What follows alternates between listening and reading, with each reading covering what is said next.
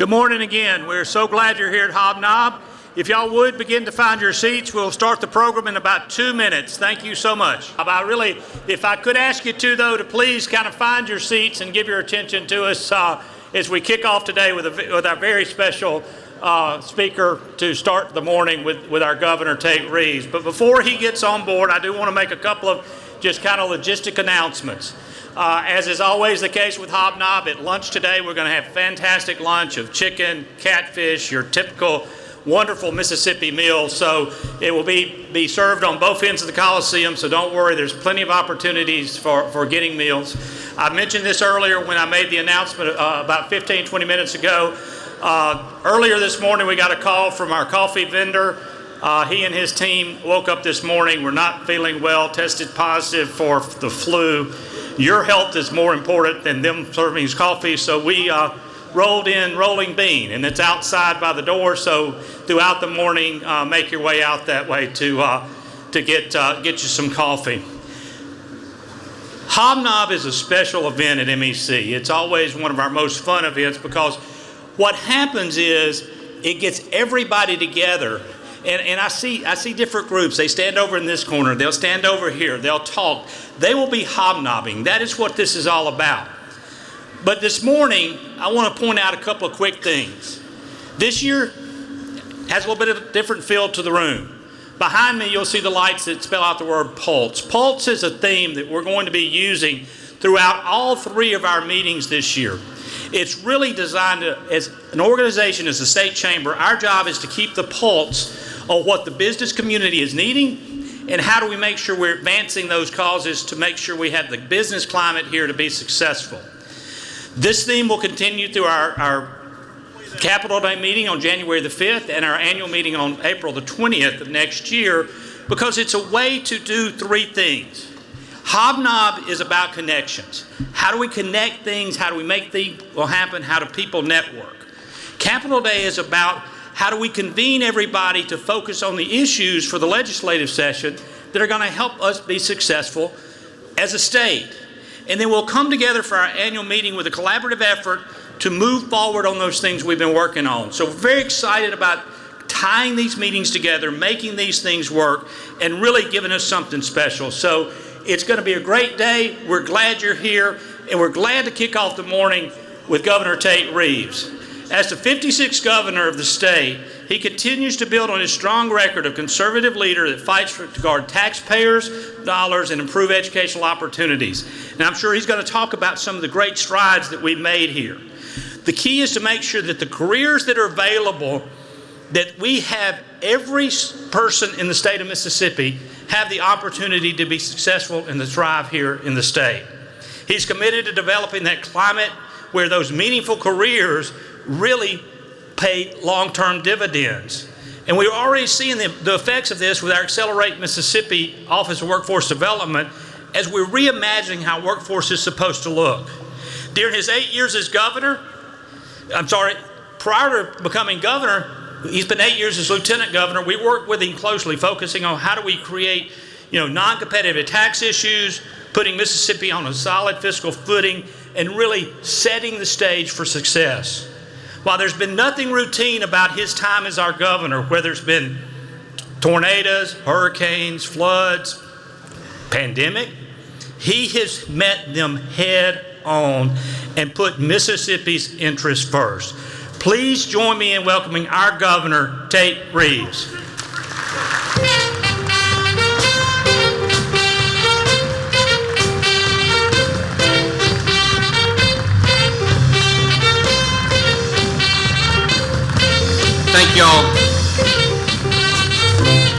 Thank y'all, and what a pleasure it is for me to be with you here today. Every year at MEC Hobnob, we know that we have an opportunity to get some great catfish at lunch, but the price that you have to pay is you got to listen to politicians speak between now and when that catfish is available. But I promise you that this morning I'm going to be as brief as possible, at least as brief as a politician can be. But before I get started, when I think about Mississippi's movement from being a state of jackpot justice to a state of a business-friendly climate, I don't know that there was anyone any more instrumental in making that happen than our former governor, Haley Barbour. As I'm sure many of you know, Governor Barbour was in an automobile accident last night. My understanding is, in talking with the family, that he is alert and responsive and is doing well. But Governor Barbour and his family are in the prayers of Ely and me, and I know that y'all want to keep him in your prayers as well. Now, let me begin by thanking everyone that is here. You see, we can accomplish so much when we work together, and what you're doing as a business community to help spur economic growth across this great state is truly remarkable. Across every single region of our state, from small towns to major cities, our economy is booming. In fact, our economy is thriving. Mississippi, in virtually every category, is climbing the national ladder. From economic development to education, Mississippi is rising up the leaderboard. And honestly, it shouldn't come as a surprise. Our recent string of wins wasn't by accident. It was by design. In Mississippi, we're advancing pro-growth business solutions that will drive further capital investment and lead to more meaningful careers. We're building the workforce of tomorrow through skills training today. We're delivering a dynamic, in-person education to our kids, and we're better preparing them for life after the classroom. And we're continuing to implement fiscally conservative policies that will set our state up for even more economic success in the future.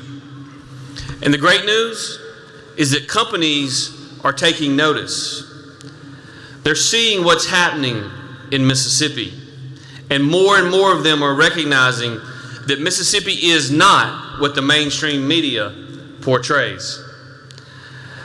I've long said, and typically it's with respect to tourism, but it's true in economic development as well, that one of the biggest challenges Mississippi faces is convincing people to come here just once. Because if we can ever convince a CEO or a tourist to come here once, they tend to really like what they see, and they come back again and again and again. If we can just get those prospective companies in our state, if we can just have the opportunity to sit before them and talk about our workforce, we win deals. That's because these companies see a friendly business environment that does not punish success. They see a low cost of doing business and a high level of support for job creators. And they see historic investments being made in our workforce that will make it easier for them to bring their products to market. I think back to my first State of the State address after having been elected governor. I said in that address, quote, that at the end of my time as governor, we will measure our success in the wages of our workers. We don't just want people to have any job. We want them to have a career, a family supporting career that gives them not just a paycheck, but joy. To accomplish this mission, Mississippi must invest in our people. That's what we've done during my tenure as governor, and that's what we're going to continue to do. When it comes to training Mississippians for the jobs of the next 50 years, our state and our team is firing on all cylinders. And Scott mentioned this earlier, but since I signed legislation creating the Office of Workforce Development, Accelerate Mississippi has awarded almost $42 million to 74 new and expanding programs to help train Mississippians for high-demand, good-paying jobs. Jobs that matter. From advanced manufacturing to trucking, from nursing to engineering. These funds are laying the groundwork to prepare our students for the plethora of career opportunities available to them. You know, in the old days, we used to say, there are a whole lot of people here out looking for jobs. But now, there's a whole lot of jobs out looking for people. And that's why it's so critically important that we invest in training our people for the jobs that are available. But we're not just stopping at those skills training. We're also investing in initiatives that will help make more Mississippians, particularly students, aware of the job opportunities that exist. Last session, working with our leadership in the legislature, Mississippi invested $8 million towards career coaches. Since then, some 51 counties across our state have been able to hire an additional career coach. I spoke to almost 100 of them yesterday at one of their training sessions, and every time I see them, I become even more optimistic about what they're going to bring. You see, we have a history in our state of knowing what works. 10 years ago, when our reading results were not where they needed to be, we passed the Literacy Promotion Act, and we hired reading coaches throughout our state to help not only students, but also to help teachers teach better. Then when we needed to pick up our results in math, we hired math coaches. And so these career coaches are going to do wonderful things for our state. Now, the fact is, think back to when you were in high school. For me, that was a long damn time ago. But when I think back to when I was in high school, I think I was a heck of a lot more worried about my three-point shot than I was about what I was going to do for the rest of my life. And I think most kids in Mississippi are probably in the same boat than I was today. By the way, when it comes to my three-point shot, I still got it. But my vertical, it ain't what it used to be. But that's why these career coaches are so important. Students need guidance. Students need a helping hand. We need to help them look towards the future, and that is exactly what these career coaches are going to do. The ingredients of economic prosperity are good jobs and above average wages. That pathway starts not the day after you graduate, but that pathway begins while you're in the classroom. We're going to continue to invest in innovative ways to get more workers with more skills in our workforce. What I'll tell you is the investments that we've made as a state are now paying off. We're bettering the lives of our students. In fact, today in Mississippi, we have the lowest dropout rate in our state's history, and we have the highest high school graduation rate in our state's history. Now let's think about that for a minute.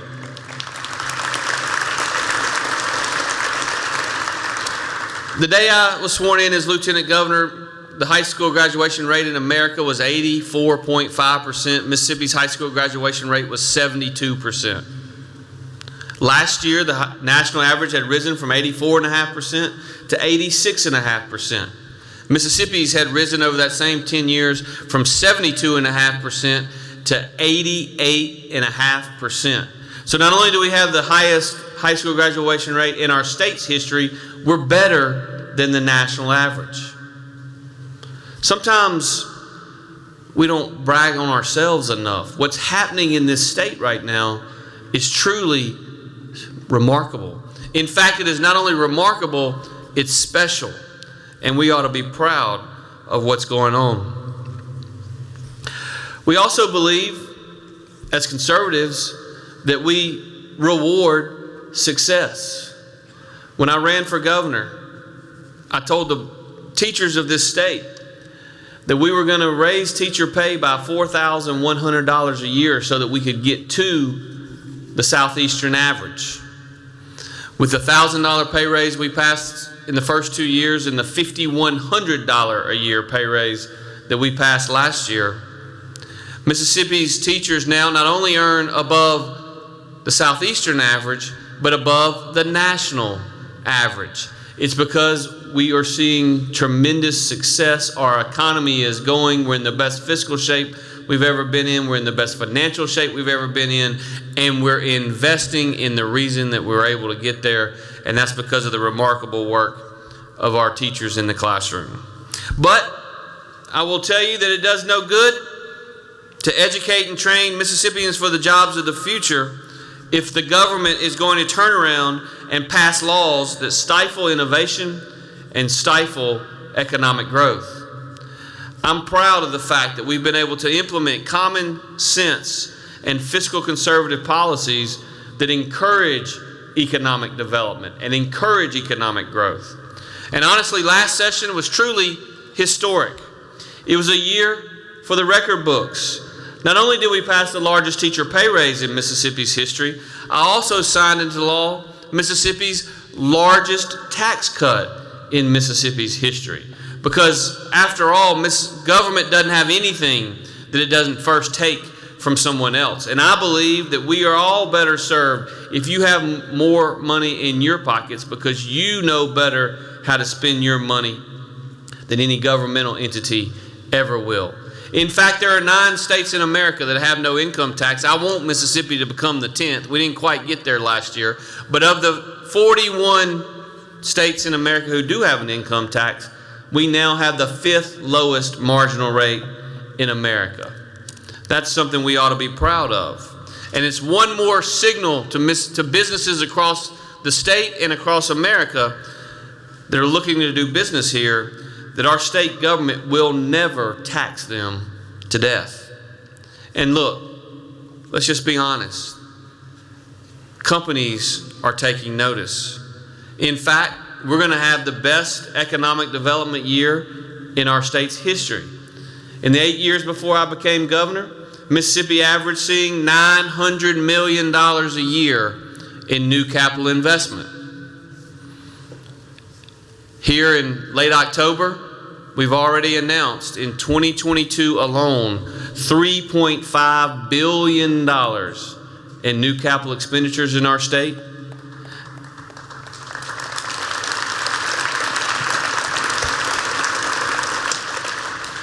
And I got a pretty good inkling it's going to go a lot higher between now and December 31. I am also going to tell you today, as I told you last year from this stage, that while we had a historic year and the largest tax cut in Mississippi history in the 2022 session, I don't think we should stop where we're at.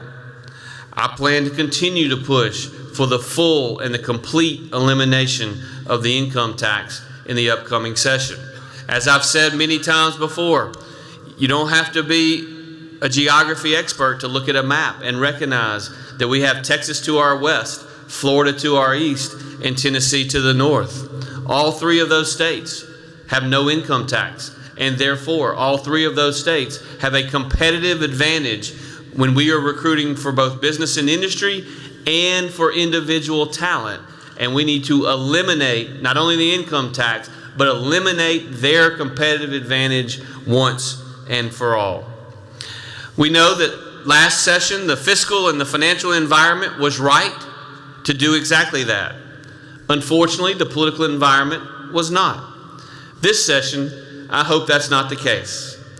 You have my word that as long as I'm governor, I will never stop fighting to fully eliminate the income tax in Mississippi. Now, I believe very strongly that Mississippi's future is bright. In 2021, Mississippi had the largest annual increase in total employees in the last century. From June 2021 to June of 2022, we increased total employment in our state by 30,000 jobs. During the tenure that was COVID-19, Mississippi had a top 10 economy during the pandemic. We lost fewer jobs than virtually every other state in the nation. We did so because we were open for business. We did so because we said we're going to protect not only lives, but also livelihoods We did so because we had leadership that was willing to stand up and fight for Mississippi workers. We know that unemployment rates in our state today are at an all-time low. We know that our state is now ready to handle the influx of new capital investments, the influx of new jobs, and the influx of new businesses that are coming to our great state. We're ready because we've been laying the groundwork for many, many years. My friends, we're having a record year in so many ways. But what I want you to know is that Mississippi is just getting started. We're pressing ahead in our efforts to build the best workforce in America.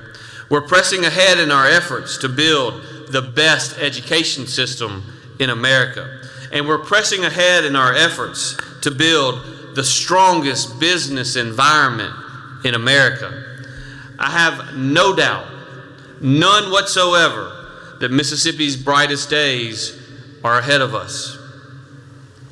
But I also know that we will not continue to achieve the greatest heights we've ever seen unless we're willing to sit down and work together. I want to thank you for what you're doing in your local businesses, in your local communities, in your local counties, and in your local regions to make Mississippi's economy what it is becoming. And I want to thank you for everything that you do to continue to make this great state, the place we call home, Mississippi, the best state in the nation to work, to live, and to raise a family.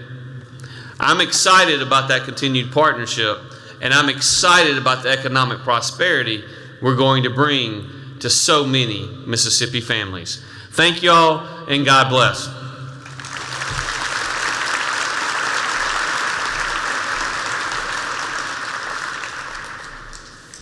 Thank you, Governor, and I think what a wonderful way to start the meeting, because I think what we're wanting to focus on is how do we make Mississippi better? How do we make Mississippi prosperous? And we appreciate you being with us today. At this time, I want to introduce Jason Word, our Manager of Policy, to kind of help us through the day. Jason?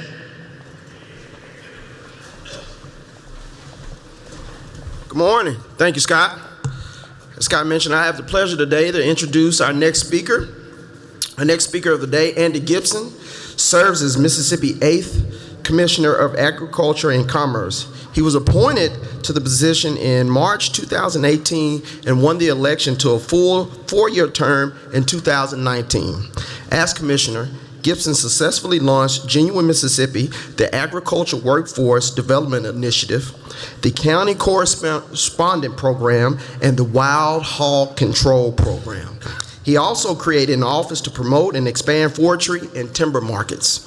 Prior to serving as commissioner, Gibson served District 77, Simpson, and Rankin counties, respectively, in the Mississippi House of Representatives for 10 years. Gibson chaired the House Judiciary B Committee and the Ethics Committee. Gibson served as treasurer for the Mississippi Legislative Conservation Coalition and the Mississippi House Republican Conference. Gibson received a bachelor's in political science from Mississippi College and a Juris Doctorate from Mississippi College School of Law. He has been in private practice law since 2002 and is also an ordained Baptist minister. Please help me welcome Commissioner Agriculture of Commerce, Andy Gibson. Thank you. All right. Great to be here.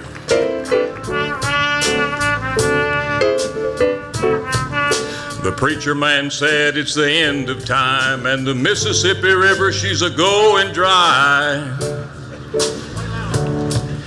The interest is up and the stock market's down, and you only get mugged if you go downtown.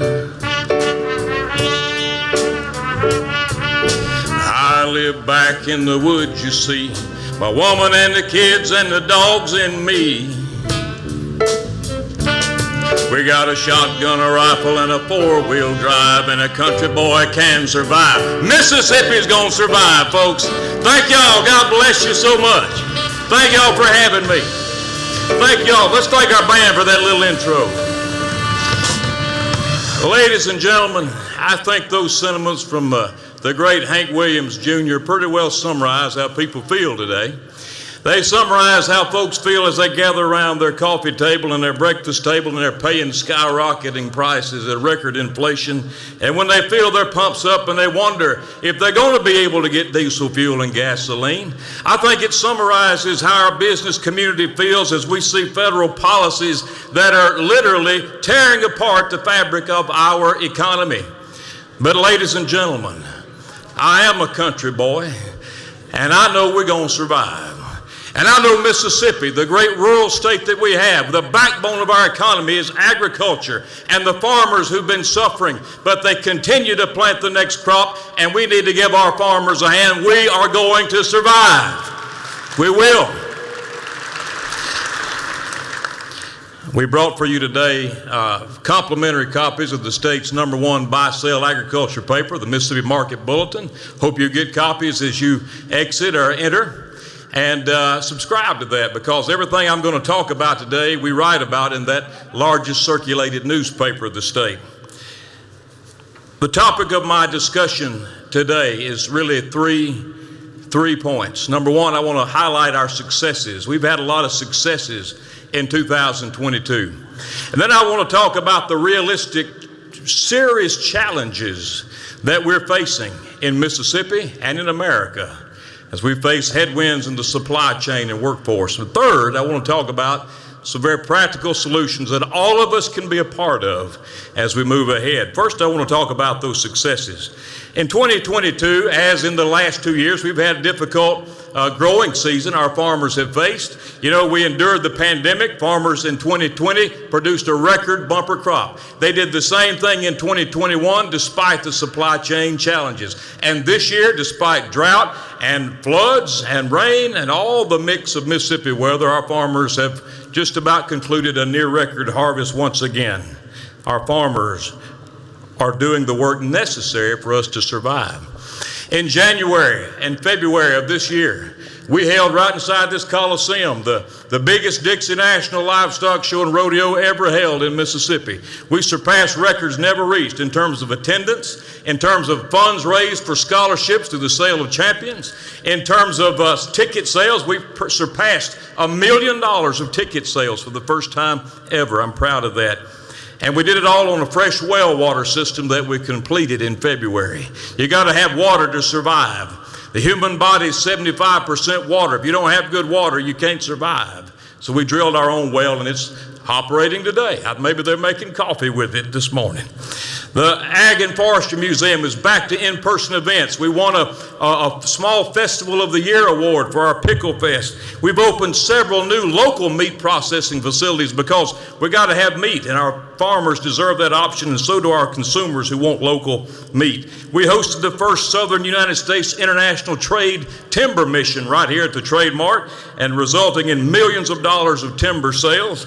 We have seen and overseen a renewed interest in local farmers markets, and we helped open 6 new ones, bringing the total to nearly 100 across the state today. Earlier this month, we held the safest state fair attended by over 500,000 Mississippians. Can we thank our law enforcement today? Thank you to the governor, the highway patrol, the Capitol Police, JPD, Hinds County, State Fire Marshal, everybody who was a part of that. And then, as we see the Mississippi River is going dry, another unique success is we're shipping Mississippi grain across rail. The former elevator in the Greenwood has been licensed. We issued a new license to new owners in July, and they've shipped 8 million bushels across rail that couldn't be shipped on the river. You know, to be successful in any arena, you've got to be honest about the problems that you face. You've got to be realistic about it, and then you've got to take action to address those problems. I'll give you 2 examples. The Fairgrounds water well system our team helped put in place is a perfect example of that. We had a water crisis before the most recent one in February of 21. When the water pipes busted, we were in the midst of the largest rodeo east of the Mississippi River. Couldn't even flush the commodes here in the Coliseum. I said we can never let that happen again, and we signed an emergency order, drilled our well, and that's a good example of making lemonade out of lemons. And then we were able to use that well system to support and to provide relief to people here in Jackson during the September water crisis. And then you know the problems of crime we're seeing around this country. We have way too many violent criminals who should be in prison wandering the streets of not only Jackson, but cities and counties all across Mississippi. And they committed crimes here on the fairgrounds this spring. But from those lemons, we held a multi-agency rebuilding the walls of safety task force, and we had the safest state fair with all the law enforcement agencies working together. And that's another good example of tackling our problems head on. Speaking of crime, we need our legislature to take a good close look at our laws. Most of our problems are not our laws, but they're the result of liberal judges applying lax laws, letting criminals run rampant for years. We've seen it here in Jackson, and we need to end that this year for the safety, for the law-abiding citizens of Mississippi. Those are some of our successes. We've got serious challenges. You know this. Anybody tried to buy a vehicle lately? I got a new Ford pickup truck out there. It took me 9 months to get it. Long enough to have a baby is how long it took to get my truck. You can't buy one today. Supply chain crises are affecting everything from agriculture to your business. Rail strikes, threatened rail strikes. The Mississippi River is going dry. We see unique challenges, and we've got to be honest about it and realistic about it. In 2022, farmers endured, as consumers have endured, the highest prices for everything from seed to feed to fertilizer. And it's cost twice as much to get a crop in. But thank our farmers for doing that when you see them. Agriculture allows us to survive. Biggest problem I see is we don't have enough workers. We didn't have enough before COVID, and after COVID, people went to the house, and we still don't have enough workers. And I'm just old-fashioned enough to believe in an honest day's work for an honest day's pay. And we need to teach our young people the critical importance of getting in the workforce and staying in the workforce. We have got to get that resolved. We've had record inflation. It is driving up costs for everybody, resulting in higher food costs. My mother, who never spends more than $100 at the grocery store, called me in a panic last week. She spent $131. She said it's never been this high. She had to put out $200 bills. And people are feeling that across the country. We see the same in business inputs. International conflict. The Ukraine crisis has put a stranglehold on 30% of the world's grain. As we head into the winter, Russia is pulling the strings, and we may well see a global grain interruption this year. And then the energy depletion. We've got a federal government that has dried up our resources. And questions are now, are we going to have enough diesel to get through the winter and to power the trucks? Are we going to have enough gasoline? Listen, it is a fairy tale to believe that we can run America's economy on battery power. It is a fairy tale to believe you can power a tractor and raise a crop on battery power. We've got to have more energy, all the above. And the Mississippi River, the backbone of our commerce in this state, it is dried up. It is still passable, but grain shipments this past week were 83% lower than they were a year ago. This crunch on the supply chain is a real problem, and it's going to have real effects in the coming months. Now, those are challenges. We need to be realistic about it. What can we do about them? Well, we need to make sure we're prepared. The first thing we can do is we must strengthen and support our local food supply infrastructure, beginning by supporting our local farmers, supporting their efforts, buying local food from local farmers. And you know, when you do that, you save 7% sales tax. Every extra dollar people are paying on the high cost of food and high cost of items, 7% is more tax our people are paying today. They can save that if they buy from local farmers. Check out our website at genuinems.com, Genuine Mississippi. Everything grown, raised, crafted, and made right here in the Magnolia State. I believe the greatest investment we can make is investing in ourselves and buying local. When we do that, we're supporting our local economy. And secondly, we need to teach our children. We need to pattern for our young people what it means, the critical necessity of getting up and growing up and going to work and getting a job and staying in the workforce and not counting on some entitlement program for our livelihood. Can I get an amen right there? Thank you for that. And thirdly, we must cultivate the next generation of farmers in this state. Most of our farmers are nearing retirement age. Many of them could have already retired. The majority of them could have retired, will retire soon. We've got to have a pipeline of young people. And I'm so thankful for our 4-H and FFA, some of whom are represented here today. They are our future farmers. We need to encourage them to stay in Mississippi and support Mississippi's largest industry, keep the farms going. And fourth, as a state, we must develop a strategic commercial transportation program. And I've been working with the Mississippi Department of Transportation on these issues. Brad White and his team, the commissioners of transportation, doing a great job there to make sure we have alternative routes. And rail, we need more rail. We need to use our ports more harbors. There is no reason why we're not shipping Mississippi chicken out of the port of Gulfport or the port of Pascagoula or Hancock County. We used to before Katrina. We need more food storage, more distribution capacity. A good example of that, we just cut the ribbon last month on the new Enviva plant in George County, and we're shipping Mississippi wood products now all around the world. As a matter of fact, wood products made in Mississippi, wood pellets are powering the Mitsubishi plant in Japan as a result of that, shipping it out of the port of Pascagoula.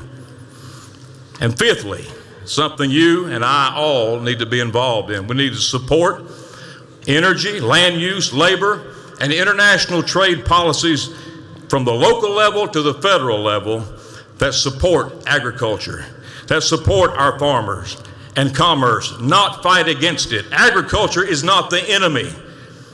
In Europe today, farmers are protesting because their governments have made it next to impossible to farm. We can never allow that to happen in America. It will never happen in Mississippi. It will never happen on my watch.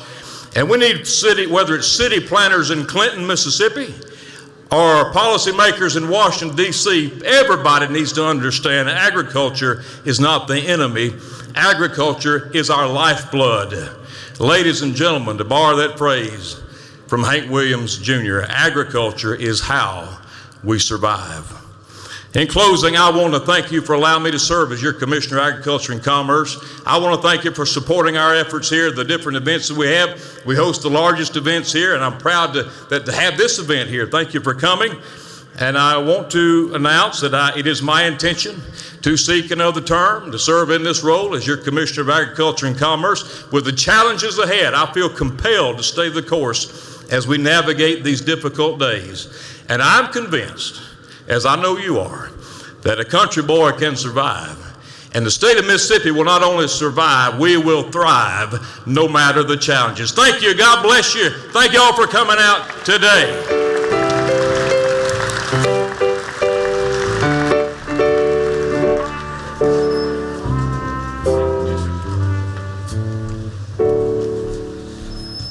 Thank you, Commissioner. That's going to be a tough act to follow.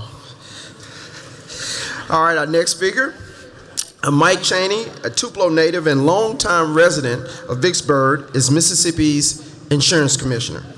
Prior to taking office in January 2008, Commissioner Chaney served 7 years in the Mississippi House of Representatives and 8 years in the Mississippi Senate, where he was the first Republican to serve as chair of the Education Committee. Commissioner Chaney also served as a key member of the Senate Insurance Committee, as well as chairman of the Senate Education Committee. He is a graduate of Mississippi State University, Hill State, with a Bachelor of Science degree in Business and Finance, and is a veteran of the United States Army, serving in Vietnam 1968-1969. Please welcome Insurance Commissioner Mike Chaney.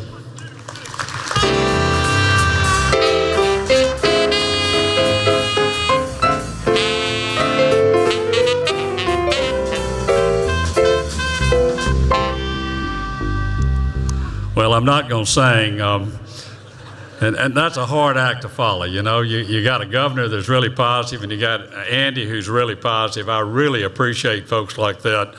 It's just hard to follow them when you're speaking, and I'm going to cut out about 10 minutes of my speech and just cut it down a little bit. What's the most important thing to you in life? Think about it. Other than family and church and country, probably fire trucks. You got to think about this now. If you don't have fire trucks, you know what's going to happen to you? Your insurance rates are going to double. You need to think about that. So I say thank you to the legislatures, to the lieutenant governor, and to the speaker for finally funding our rural fire truck program and keeping insurance rates low. Thank you for what you've done. We were able to get Tate Reeves, when he was lieutenant governor, to approve a bond bill for us to expand a dormitory that we'd worked on at the State Fire Academy. We're doing a lot of great things there. This dormitory, we hope, will be completed in January or February, will allow us to have a catastrophic staging area to have MEMA and the Mississippi Fire Academy first responders to have a place if you have a catastrophic event, or God holds, we hope we don't have a terrorist attack in this country. Fire trucks are important to us. Smoke alarms are important to us. We had 84 fire deaths last year. That's up 20 fire deaths from the previous year. And the only way you stop fire deaths is you got to educate the public. That's a tragedy. That's a lot of deaths. We spend billions of dollars trying to save Americans overseas, 1 or 2 people at a time. We do very little to try to protect people from fire deaths. Inflation is up, and reinsurance has increased. That affects everybody in the room. I was at a conference in New Orleans the last 3 or 4 days, and I looked at our sister state and our other sister state to the west of them, that's Texas and Louisiana, and to the east, I look at Florida. Louisiana had a 63% increase in the Citizens Plan.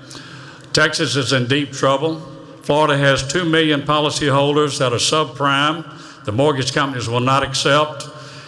And Mississippi has escaped that. And because our legislature has backed us with our wind plan on the Gulf Coast, and we've been able to recruit companies that are solvent. Although we've lost 4 companies in the state of Mississippi, we were able to supplant those 15,000 policyholders with other companies in the state. I truly love my job. I ran for it because I think I'll make a difference. I had planned on retiring when I got out of the legislature, but I ran because I think I truly make a difference in everyday's life for everyone in the state of Mississippi. You see, insurance connects and touches everybody's life before they're born until after they die, and everything in between. Think about it: prenatal care, burial insurance if you need it, and that's another subject I could speak for weeks on. It touches everyone in their life. And while I say that, I need to talk about the elephant in the room. The elephant in the room is the problem that we're having with the University of Mississippi Medical Center and Blue Cross Blue Shield. Last night I came home, I had a long day, had a board meeting with the state health plan. We were having to look at probably a 6 or 7% increase, and I know that doesn't sound good to teachers who just got a pay raise. I left the state, went over to Meridian, spoke to the Rotary Club. Poor Lloyd Gray has to listen to me twice today. And came back, we met on climate change in the office, a few other deals, and I got home a little before 5, and Mary said, "Mike, one of the local churches is having a fundraiser for the Ukrainian children. Would you like to go?" And I said, "Mary, I really would. I have sympathy for the children of Ukraine and what's happening to them, but I really wish we'd have some fundraisers for the children in Mississippi, especially those that the University of Mississippi is not seeing at their facility." It's infallible to me that we have a university backed by an IHL board that would kick out 750,000 people out of their facility. Now, it probably doesn't affect most of you in the room unless you did a liver transplant or a kidney transplant, or you have a child that is sick, or you have the 700 or 800 complaints that I have on my desk from someone who needs to have their child in the pediatric center and has to cut through the red tape and can't be seen and has to go out of state. Both parties in this dispute are wrong. Both parties are wrong. The university is asking too much in money. Blue Cross Blue Shield can give more. They're just hard-headed elephants. You know what happens when elephants fight? Ants get stomped, and we're the ants that get stomped. They're wrong. I did talk with Al Rankin last night, Glenn Boyce, and some others, and I promised I would be kind to the IHL board. But they're wrong in backing the actions of the University of Mississippi Medical Center. This dispute could have been solved long ago. When you sign a letter canceling a contract in March of this year, saying we're canceling your contract, knowing it would affect 750,000 people and put them out of network, that's wrong. You're using them as pawns for a money grab. That's not right. And on the other side, Blue Cross is not right either. They could pay more, but the problem you see is going to permeate into what we see with Medicare. I'm privy to some information that I really debated about sharing with you, but I've received notice that the university has now put on notice, one of the managed care programs with Medicare, that if they do not get a 15% increase from that carrier, they possibly will remove 100,000 children and Medicare recipients from the rolls December the 31st of this year. Folks, that's wrong. We can do better than that. I hate to be negative when we've had a governor who's been positive, an ag commissioner who's been positive. But this problem's got to be solved. It's got to be solved by tomorrow night. Why?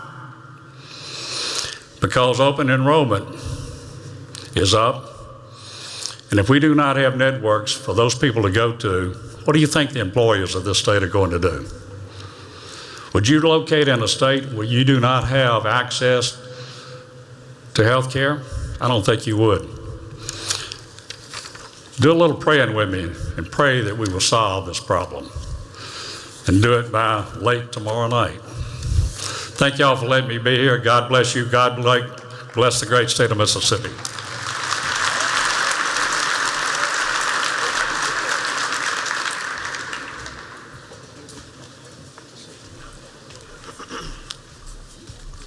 Thank you again, Commissioner. Moving right along, our next speaker. Shad White was appointed 42nd State Auditor of Mississippi in July 2018 and won the election to a full 4-year term in 2019. He has established a tough, no-nonsense reputation during his first few years on the job. Prior to becoming State Auditor, Shad served as a special prosecutor, won ethics cases against politicians who broke the law, and earned a certificate in forensic accounting from the University of North Carolina at Charlotte. He also serves in the military as an officer in the Mississippi National Guard, attached to the 186th Air Wing in Meridian. The Auditor's Office has made multiple and notable arrests since Shad became State Auditor. The amount of stolen or misspent public money demanded back for taxpayers increased by millions under Shad's leadership. The Auditor's Office has pursued aggressive consequences for embezzlers, regardless of whether they were Republicans or Democrats. Please help me welcome State Auditor Shad White.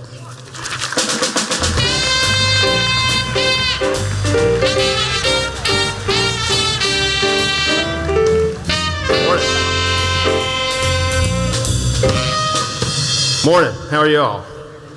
If I ever sing, it's probably gonna be like Back in Black by AC/DC. I was thinking about that as I walked up here. It's really good to see y'all. On behalf of the Auditor's Office, thank you for letting us serve you every single day. We've obviously been very, very busy these last 4 years. We have concluded an investigation that led to the largest civil settlement ever resulting from a state auditor investigation in the history of this office. We have put a stop to the largest public fraud scheme in the history of the state of Mississippi. That's the DHS welfare scandal. The defendants that we have investigated have been sentenced collectively to over 300 years of prison time. So we're working hard in the Auditor's Office and bringing a ton of energy every single day because we know that's what you expect of us in the State Auditor's Office. I wanted to talk to you today from the perspective of a state auditor who has had a chance to look under the hood of Mississippi state government for the last 4 years. I think there is no better place other than maybe the governor's office from which you can understand the things that are going well in state government and the things that are broken in state government than the state auditor's office. We get to look under the hood every single day and see what's going well, what's broken, warts and all.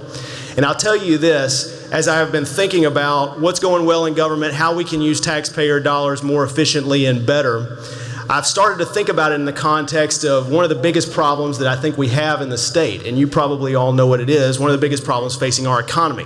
I go all around the state. I talk to hundreds of business leaders every single year. I talk to blue-collar workers. I talk to professionals. I always ask the same question: what's your biggest problem? What's the biggest challenge you're facing? What's the answer? Workforce. Everybody knows. Everybody's talked about it up until now. Workforce. We are in a labor shortage right now. You talk to a business owner like yourself, they'll say, I need more good people to help me fill the orders that I've already got in the door. You talk to somebody like my dad, a blue-collar worker in the oil field in Jones County, he'll tell you, we need more people to work alongside me in the oil field because I'm bearing the brunt of this economy on my back. When you look around the state, go up and down streets, you see help wanted signs everywhere. So, in light of that, and in light of really a national labor shortage, I think we've got more of a problem here in Mississippi than maybe some other states because of our labor force participation rate. We've got fewer adults who are willing to go to work every single day looking for work than every other state except for West Virginia. In light of that, what can we do? What can we do better? I think Governor Tate Reeves has moved the ball in the right direction, but what else can we do to use taxpayer dollars better to help get people off the sidelines? Well, I want to propose 4 ideas for you today, stuff that I think we should be talking about, 4 ideas that are ways to improve government programs to help get folks off the sidelines. So idea number 1 is the Earned Income Tax Credit. The Earned Income Tax Credit. The idea here is pretty simple. If somebody goes from being unemployed to being employed, they get a tax cut. And as they make more and more money at their job, that tax cut goes up.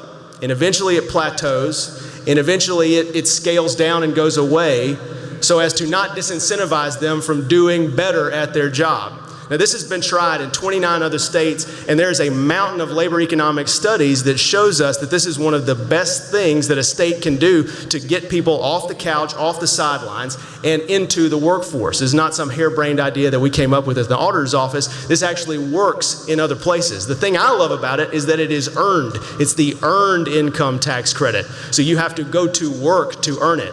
There are some folks, and I found this out on Twitter when we started talking about the EITC, there are some folks who just want to hand a bunch of money to poor people. That is not going to help juice our economy.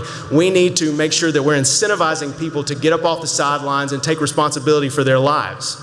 29 other states do this, and here's one of the other really good things about this idea. We could do this in Mississippi without a tax increase or without more funding from the general fund because we're sitting on a pool of money that could be used for this purpose. It's called TANF. Anybody ever heard of TANF? Temporary Assistance for Needy Families. 20 other states use TANF funds to fund their Earned Income Tax Credit. Now, we have seen in the auditor's office over the last few years that Mississippi a few years ago got really good at lighting TANF money on fire. We misspent as a state tens of millions of dollars of welfare funds. Let's talk now about how to use that money to make Mississippi better, not misspend it. So that's idea number 1, the EITC. Big idea number 2 is let's address brain drain as a state. So when I'm talking about brain drain, I'm talking about our talented young people who go to Mississippi universities and then they head out to Dallas or Nashville or Atlanta or somewhere else once they finish up. We did some research on this in the auditor's office. Between 2015 and 2019, conservatively, Mississippi spent somewhere between $1.5 and $2 billion on higher education. We only kept 50% of the graduates of our Mississippi universities in those 3 years. Only 50% were still working in Mississippi 3 years after graduation. That puts us in the bottom 5 states in the country for net brain drain, according to research by the United States Congress. That ain't good, in case you're tracking those numbers. That is not good. So we've had this challenge in the auditor's office, too. We've had a hard time recruiting young auditors straight out of school to come work with us. So what do? We set up a fellowship program. It's called the Stay in the SIP Fellowship. The SIP, by the way, is what the young kids call Mississippi now. I had to learn that. I also had to explain that to my mom. I had to explain also that she was not the core demographic that we were trying to recruit for the Stay in the SIP Fellowship. The Stay in the SIP Fellowship is really simple. If you have done 2 years of your accounting work at a Mississippi university And we like you and you like us, we will pay for the other 2 years of your college degree and your master's in accountancy. But this is sort of like the military. I give you something, you got to give me something. You have to come work at the auditor's office for a minimum of 2 years. And I'll tell you, this has completely solved our recruiting problem in the state auditor's office. So what I want to show is that this kind of program not only helps solve our problems, but it could also be applied to other professions. Let's apply it to computer scientists. Let's apply it to engineers. Anything that our economy needs, we could use the fellowship to help fund fellowships for them. And again, I don't think you need a tax increase or more general fund spending to pay for this. We still got kids who are coming here from Texas and California, New York, all over the place because they're getting a better, cheaper education at Jackson State or Ole Miss or Mississippi State, USM, or great universities than they would at UT Austin or somewhere else that's more expensive. Let's tack a fee onto what they pay when they come in the door, call it the Mississippi fee, and use that fee to pay for a fellowship to keep our talented young people here when they finish up school. Big idea number 3 is we need to address fatherlessness, and this is something that Andy touched on very briefly. We've got too many kids that reach the age of 18 and they grow up in broken homes. They're not prepared to do anything. They're not prepared to get a job. They're not prepared to go to a trade school. They're not prepared to go to college. And what we know based on social science research is that if you grow up in a home without an engaged dad, you are less likely to finish high school. You're more likely to go to prison, especially if you're a little boy. You're more likely to become pregnant in your teenage years if you're a little girl. You have worse health outcomes. All sorts of social maladies come with not having an engaged dad in the home. And 10 years ago, this was common sense, but when we did a study in the auditor's office pointing out the cost to the taxpayers of fatherlessness, you would have thought I kicked a puppy in the street. It was the worst thing ever that anybody could say. If you're not willing to name the problem, you're not going to solve the problem. And I think this is one of the biggest problems that we're facing as a state. So what can we do? What can we do? Well, government's not going to solve this problem on its own. We need dads to be engaged in their kids' lives, but there are some programs that are helping. So let's talk about the JROTC program in Jackson Public Schools. That program connects retired military service members up to high school students. And those retired members often become surrogate fathers for those kids. They teach them to show up on time. They teach them to set goals. They take them on field trips. They show them what an accountant does. They show them what a plumber does. They show them what an architect does. And the results are phenomenal.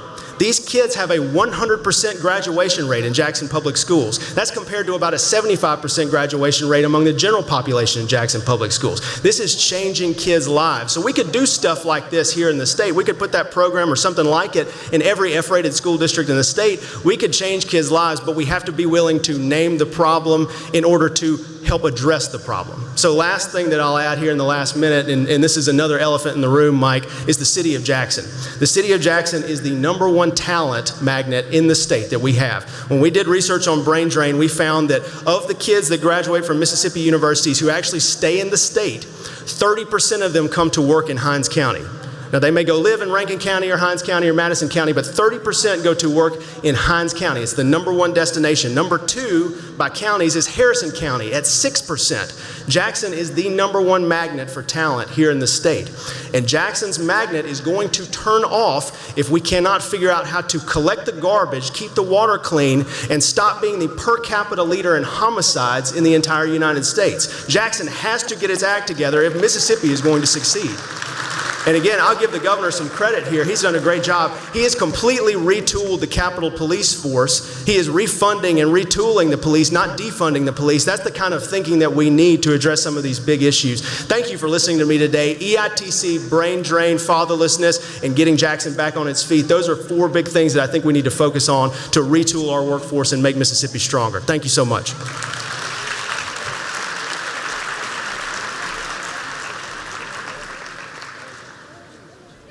It's the sizzle in your bacon, the comfort in your cozy socks, the heat that can't be beat. With natural gas, saving money just feels natural.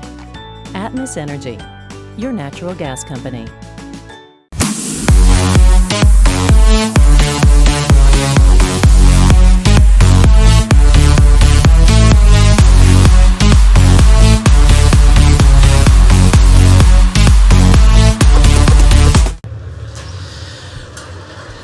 Well, this would be a great time to say thank you to our sponsors. As you can see up here on the screen, we've got on each side of the stage. We've got our sponsors listed. We could not do these programs without the great sponsorships that we have at all levels, and we're very excited about where we are. But I want to also talk about, we're going to have some great prizes to give away today. We're going to start right now with one. I'm going to turn it over to our team over here. Beth has got the microphone. Beth, what's the prize and who's the winner? Scott, we have a fabulous 2-night stay at the Pearl River Resort with dinner for 2 at Philip M's. A fabulous experience. And our winner is Tiffany Gordon. Congratulations, Tiffany. If you'll go to our booth, we'll get you squared away. So we're excited about that. I want to bring to your attention something that is really, again, we're talking about positive things happening here in Mississippi. And one of those is going to be happening right here in Jackson. It's the 12th USA International Ballet Competition, which will be June the 10th through the 24th of this coming year. IBC is one of the oldest, most prestigious ballet competitions in the world, and it's designated as the official international ballet competition by joint resolution of U.S. Congress. The most recent 2-week competition held in Jackson was in 2018 and had over 100 people competing from 17 nations, and over 40,000 people attended those events. Here's a brief look at the local international promotional campaign that reflects excitement building around what is going to be a global event right here in Jackson.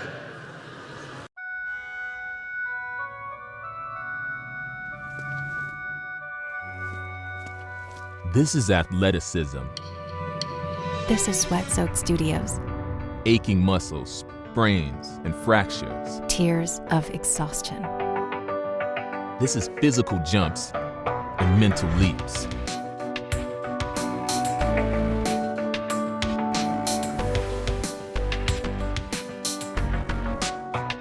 This is the discipline, The art, the passion, the world. on one stage. One stage.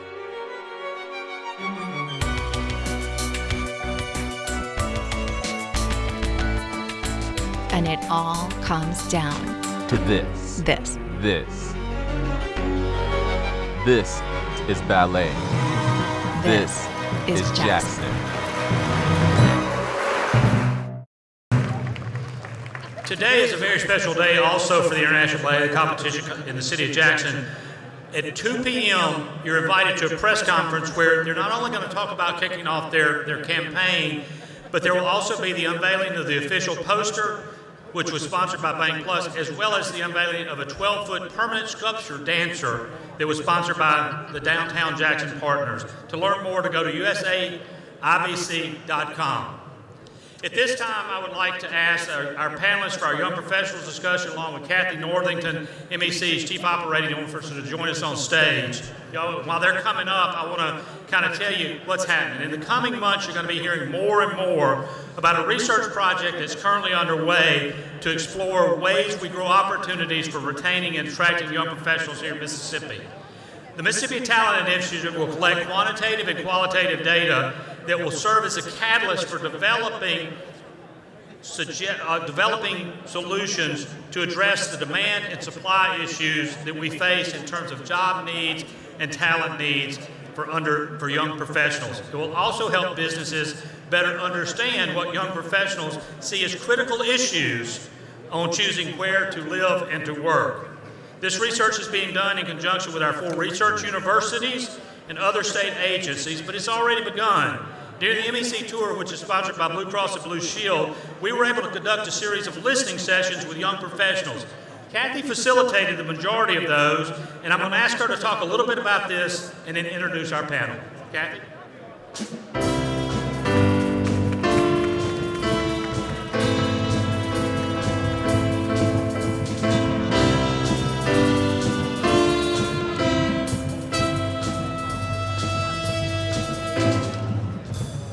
I know you guys thought I was going to dance after Andy sang, but I'm not going to do it. If you guys didn't know that song, Anywhere But Here, and if you've never heard of it before, the words are a little like, so I'll read a few of the lyrics. Come with me, I found a movement. As we clap our hands along with the drums, syncing to a pattern, we're all part of one. Many memories make a story. Come and make another one with me. With me, roll with me. As MEC rolls out this new strategic plan, we want you guys to join us with the movement of checking the pulse of Mississippians. And we're gonna start by checking the pulse of these young professionals behind me, listening to what they have to say to help move this state forward and helping us take the next step to including our young professionals and all Mississippians. Take it away, Bryce.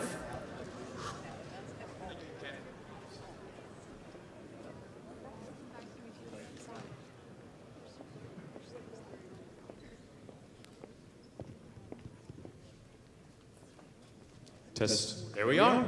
Thank you, Kathy, and I appreciate the opportunity to be here. I've got my Mike Leach cheat sheet here to moderate this panel where we have 4 dynamic young professionals from around the state of Mississippi.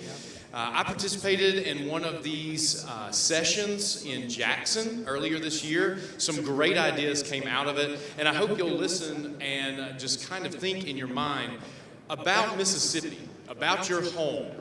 What is the best, the greatest, the brightest spots? And also, what can we do to bring a better next level to Mississippi?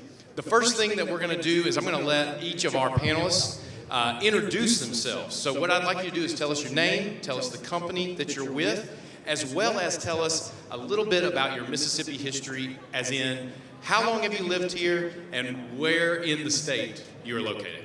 So we're going to start right here with our first panelist. Thank you so much. I appreciate it. I hope everybody can hear me. My name is Alan Kerr. I am the Vice President of the Oxford-Lafayette County Economic Development Foundation. We are located within the Chamber of Commerce in Oxford, Mississippi. I also serve as a business counselor for the Small Business Development Center and serve on a number of different boards, everything from the Boy Scouts North Chickasha District. I serve as a founding member of the Tennessee Valley Authority Young Talent Cabinet, which is a practitioner training group for economic developers. And I also serve as a president of the local Oxford Lafayette County Young Professionals Organization. And so I've been in Mississippi for pretty much my whole life, born in Jackson, moved around a short time whenever I was a kid, and really settled in Oxford back in 2000. Oxford Charger, Ole Miss Rebel, graduated with a degree in public policy leadership in 2014, and now I've been working in the Economic Development Foundation for 8.5 years. So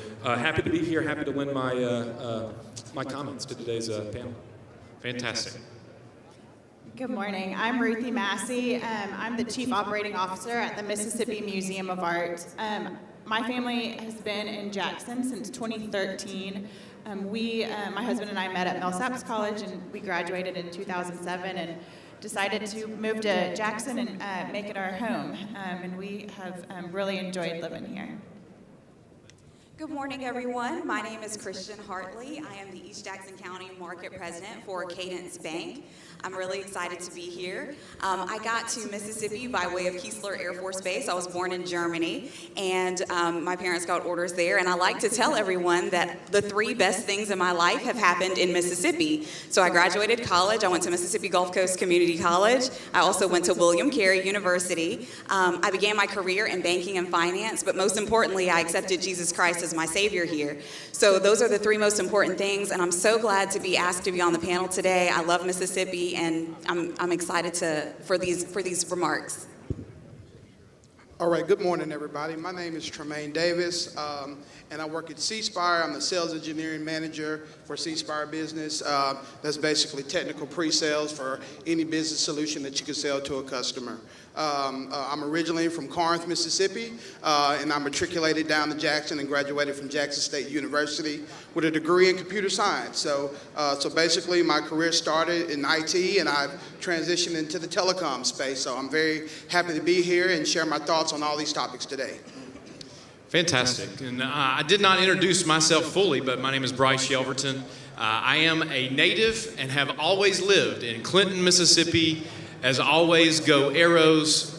We are a phenomenal school district and a phenomenal little city. I went to Mississippi College. I have a master's from Mississippi State, and I have been an educator, taught for 7 years in the public education system here in Mississippi. I taught math, And then I moved in to working with the legislature. I'm a government relations consultant. Some would say that I still work with kids, they just wear suits. But we'll hear from more of our politicians later. Let's get back to talking about Mississippi. What I will say is throughout the state, MEC has conducted these conversations with young professionals because the hot topic is how do we keep our young people in the state? Not only do we keep them here, but we get them invested into the community. And sometimes these sessions can feel like, well, let's just say what Mississippi is not. Let's talk about the bad things. But that's not what we're going to do today. We're going to talk about the greatest things. And we're going to start off with what I think is a really interesting question. And I have my answer. I'm going to wait for it. But the question is, and you think about this at your seat, what is Mississippi's greatest asset? If you thought about it, what is the greatest asset that Mississippi has to offer? And we're going to start, I'm going to put you on the spot. We'll start with Tremaine down at the end. All right, great. That's a wonderful topic. And first off, I believe it starts with people and family, and as well as the cost of living here in Mississippi. The cost of living is very reasonable here. You can really start a family and raise a family actually here in Mississippi without any issues. And also, like I said, the family dynamic of that. I actually have 3 children. I have 4 on the way. Mississippi is opportune to raise a family with any particular type of school system that you want to be involved in. Any parts of the state, northern Mississippi, the middle parts of Mississippi, and also as well as the coast. So I really think family and people is one of the biggest dynamics and one of the greatest assets that Mississippi offers. That's a great point, Tremaine. And, from family, my family is so important to me. But one thing I was thinking about with this question was how diverse Mississippi is. There are so many things that you can do in the state of Mississippi. And I mean, when you think about, we have shipbuilding and Stennis Space Center on the coast. And then we heard Ag Commissioner and talking about all of the farming and the industries. And there are so many opportunities. We've got great schools here for higher learning. If you want to be an educator, if you want to be an attorney, if you want to get into public policy, I think that truly is the greatest asset that we have, is that there's such a diverse opportunity for our young people to come here and make a really good living, to your point, and with the cost of living the way it is as well, to raise a family. It's a great place to live. I totally agree with what y'all have both commented on. I think Mississippians themselves are extremely welcoming, and so it is really easy to build a community here. It has been for my family, but I work at an art museum, so I'm also going to say the creative economy here, between the culinary arts, the visual arts, dance, theater, authors with the book festival. There is just a lot to offer as far as getting involved or enjoying some of those different types of arts. And what we learned during the pandemic, I think what we all learned, is that that's really one thing that really connects us all and brings joy and is a way for us to learn about each other, see different perspectives. And, it was working at the art museum during the pandemic. When we reopened safely, that year was our highest attendance in years and years. So that really kind of proved there that that the arts that the state has to offer and that connection with the arts in the community is so important. Well, there's a number of different ways in which we can go with this. I'm from Oxford, Mississippi, so obviously I would like to say culinary. There's some great food out here in the state. Then I thought about, then there's people. Think about the amazing stories and successes that have come out of this state, from amazing athletes to authors to culinary artists, James Beard award-winning chefs, all of that. But you heard multiple folks on the stage already say the word opportunity.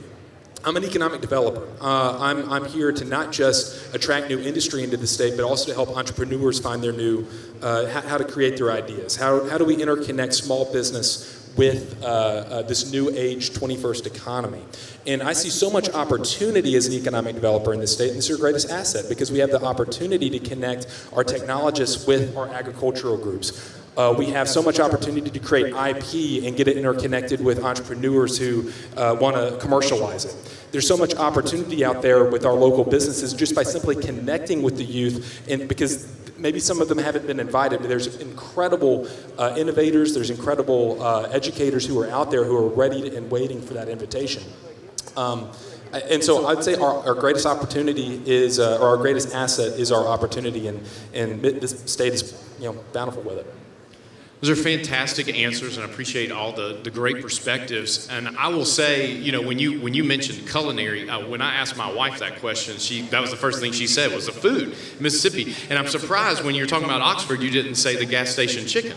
But I'll say we're going to get to that fried chicken very soon, though. With that, let's think about those things. We have the opportunities in Mississippi. We have the creativity in Mississippi. And I will reiterate to something that the governor said earlier. We just got to get the people here. When we get the people here, our people do the rest. Because that is my answer. It was kind of what Tremaine started with, is that the greatest asset in Mississippi is everyone here in this room, everyone here that is watching, everyone that is surrounding us. It is the people of Mississippi. That is our greatest asset, in my opinion. Because when we get people, we have people that come from all over the country to Mississippi to come meet with our legislators or come and have a conference or be a vendor at an event. And it's always the same story. And y'all might think about this. When you have someone from out of state, it's always the same story. Wow, people are so nice here. Wow, I didn't know you had this here. Wow, this is the best steak I've ever had. I mean, all of those things are things that I'm sure you can relate to.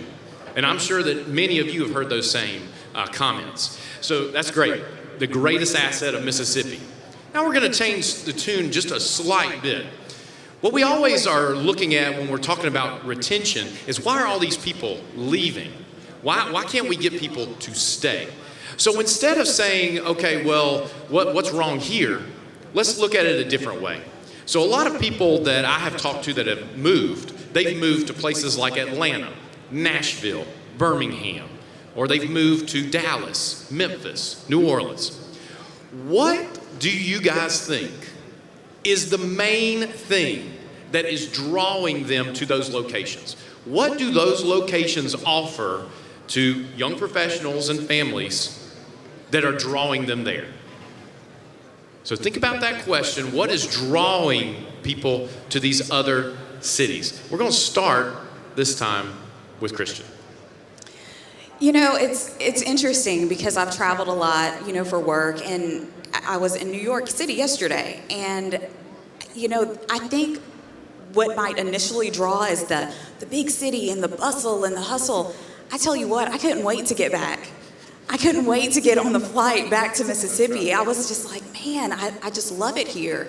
But I want to say that people might look at the opportunity. They look at the big city and there's opportunities. And I think that as leaders, that we need to do a really good job of talking about the runway that you have here in Mississippi. We need to talk about, I'm thinking of someone from a shipbuilder, and she talks about, we want to grow our own. Right? We want to give people that opportunity. When we talk about talent development and retention, young people have to understand that there's a place and a space for you. Loyalty can only go a certain length of time before that goes away, but you really want an opportunity to know that you can grow with a company. And there's a lot of people in those other companies who are telling you in these bigger cities, this is all of the opportunities that you have. These are all of the things that you can do. And I just believe that Mississippi leaders, that we business owners, we need to do a really good job at telling that story, that there is so much runway for you, there's so much opportunity for you, and we want you to stay here. Ruthie, go ahead. So we have actually lost some of our younger employees to Dallas. I grew up in Dallas, and I like it fine, but I was like, why? 3 people have moved to Dallas, like why?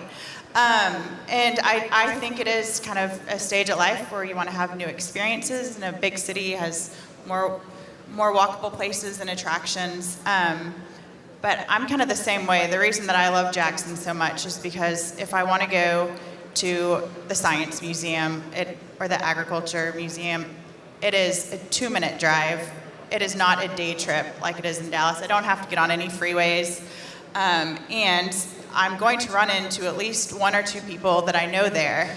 And so it will be family and friends to have fun with my own kids when I take them places. So that to me is one of the biggest attractions. I also wonder about just large cities, the commute, and the time, and especially family time and friend time, and living in Jackson, a 10-minute commute to downtown Jackson, and that's just time that I would not get back with my kids. So, I understand people wanting to go have those big city experiences. We're just hoping that we can draw them back when they're ready to kind of settle down and come back home. It's a tough question because I think it depends upon every individual and what their upbringing is and what their motivations are. Certainly opportunity is the number one attractor for them. They may feel like they don't have an opportunity here. Maybe they're not aware of the opportunities around here. I mean, I talk to so many people who are students who say, I don't think that there's an opportunity for me in Mississippi, but then we start saying, well, here's FNC, here's Next Gear Solutions, here's Ingalls, here's so many opportunities here in the state, and they say, oh, well, I didn't know that was here. So we have to do a better job of going into our university systems, into our community colleges, and being able to tell them what jobs are available in Mississippi. Again, I keep on coming up from an economic development perspective in that there's requirements to living in a location, and then there's differentiating factors that play into moving into a location. So, for example, in economic development, you have to have a site, right? So if you're a young professional, you have to have affordable housing. You have to have a career. You have to have good utilities, including high-speed internet. That is now a requirement for attracting young people into a state. Of course, with our broadband expansion, with our utilities, we've done a really, really good job of that in the state in combating that issue. But now you start turning to the differentiating factors. Okay, so what are we doing about remote work programs? How are we able to attract those folks back to the state who might have jobs in California? They want to leave a high tax environment, leave property taxes that are costing more than a house here, and they see that we can, have an opportunity in Mississippi from a remote working standpoint. You start looking at the quality of life. I love the outdoors. I'm a Boy Scout. I love hunting, or not hunting necessarily, but if anybody knows me, but I love fishing. I love golf. I love hiking, all of that stuff. But that's not necessarily the case for a lot of individuals. They want to have that big city feel. They want to have the nightlife and the athletic events that they can go to, and I think we're getting there. We have the Biloxi Shuckers on, South Mississippi. We have the Ole Miss Rebels in the north, and Mississippi State. Game day's coming to Jackson this week. That's an incredible opportunity for this state to really show off the opportunities that are in this community. And so really good things are happening, and I think that that's a way that we can attract them back. So number one is opportunity and awareness, and number two, showing off the amazing assets that we talked about earlier. Yeah, basically everything that everybody said, I agree with all of that. Just this weekend, I was in Denver, Colorado, walking downtown. You see the nice shiny lights, and you see all the people walking up and down the street. I think a lot of times, that's basically something that attracts a lot of people, right? And then also you have your big name companies, in these larger cities, and especially Huntsville, Alabama. Huntsville, Alabama is really a growing tech-enabled city. And Mississippi and certain parts of Mississippi, we have to follow some of those same trends. We need to get tech-enabled businesses, tech-enabled opportunities in the state, more jobs, more opportunities for college students that are graduating. And these career fairs here in Mississippi, we need to show these students the type of jobs that we can offer, the type of competitive salaries that we can offer as well. And also, just like you said, the remote work. We got to be able to adjust with times. We got to be able to provide the structure for our people to be successful. Those are fantastic answers, and I would like everyone to think about the focus of those answers. The focus of the answers were, I went to a place and it was nice, but it was not home. And y'all tell me if this is true. Every Mississippian's favorite thing to do when you leave the state is to look for other Mississippians. Am I wrong? I mean, that's my favorite thing to do. When people hear my accent, when I'm out of state, they will say, "Where are you from?" And I'll say, "I'm Mississippi." They say, "Oh, I'm from Kosciuszko." And I say, "Oh, do you know so-and-so?" Because, I have a cousin that's friends with them.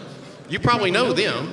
And, it is never ending how many people I run into that have some kind of positive, happy memory of Mississippi. And I think it comes down to our natural just thoughts of, I want to be home. So I'm always looking for home. And Mississippi provides that for us. When they're talking about the opportunities and the bright lights in the cities and walkable activities, I'm thinking about Jackson. I'm thinking about our museums. We have the wonderful Mississippi Museum of Art, the Mississippi Civil Rights Museum, the Mississippi History Museum. We have the Children's Museum, the Ag Museum, and the Natural Science Museum, boom, boom, boom, right all together. And I've taken my kids there many times, and they love it. They love being there. That's just as good of an experience that you're going to get anywhere around the country. But a lot of times people just do not take the step outside of their homes to see those things. But we have all those opportunities here. Look at the great things that are being done in our city. I mean, it's phenomenal that game day is coming here this Saturday. It's just phenomenal. I think it's the second time in 29 years that they have traveled to an HBCU university. And so what a phenomenal opportunity to showcase our state. And I hope they do. One thing that I know about Mississippians is that sometimes we like to sit back and we don't like to, we tell the story, but we can't tell it the true, this is really us. But I tell you what, our history museums do. They sit there and they tell the true story, and then we sit there and we say, come and join us. Come and see us. All we have to do is get the people here. And once we get them here, we got to retain them. So I think this is the most important and kind of something that we can take back with us to our companies. A lot of us here are working with Mississippi-based companies. A lot of us here are working with companies that are all over the nation, but we have, offices here in our state. What is something that we can offer our students that are just getting out of college, our interns, someone who has just gotten out of a program, they have a certificate, they're coming to join a new Mississippi company or a company that's been here for years. What can we do? What incentive can we get? I love how the state auditors just said their internship program. What a phenomenal idea. And it's solved their hiring issue. I mean, that's phenomenal. What is something that we could offer as an incentive to a job that would be attractive, that someone would stay in for the long haul? We're not talking about, I'm here for 2 years and then I'm going to move up to something bigger.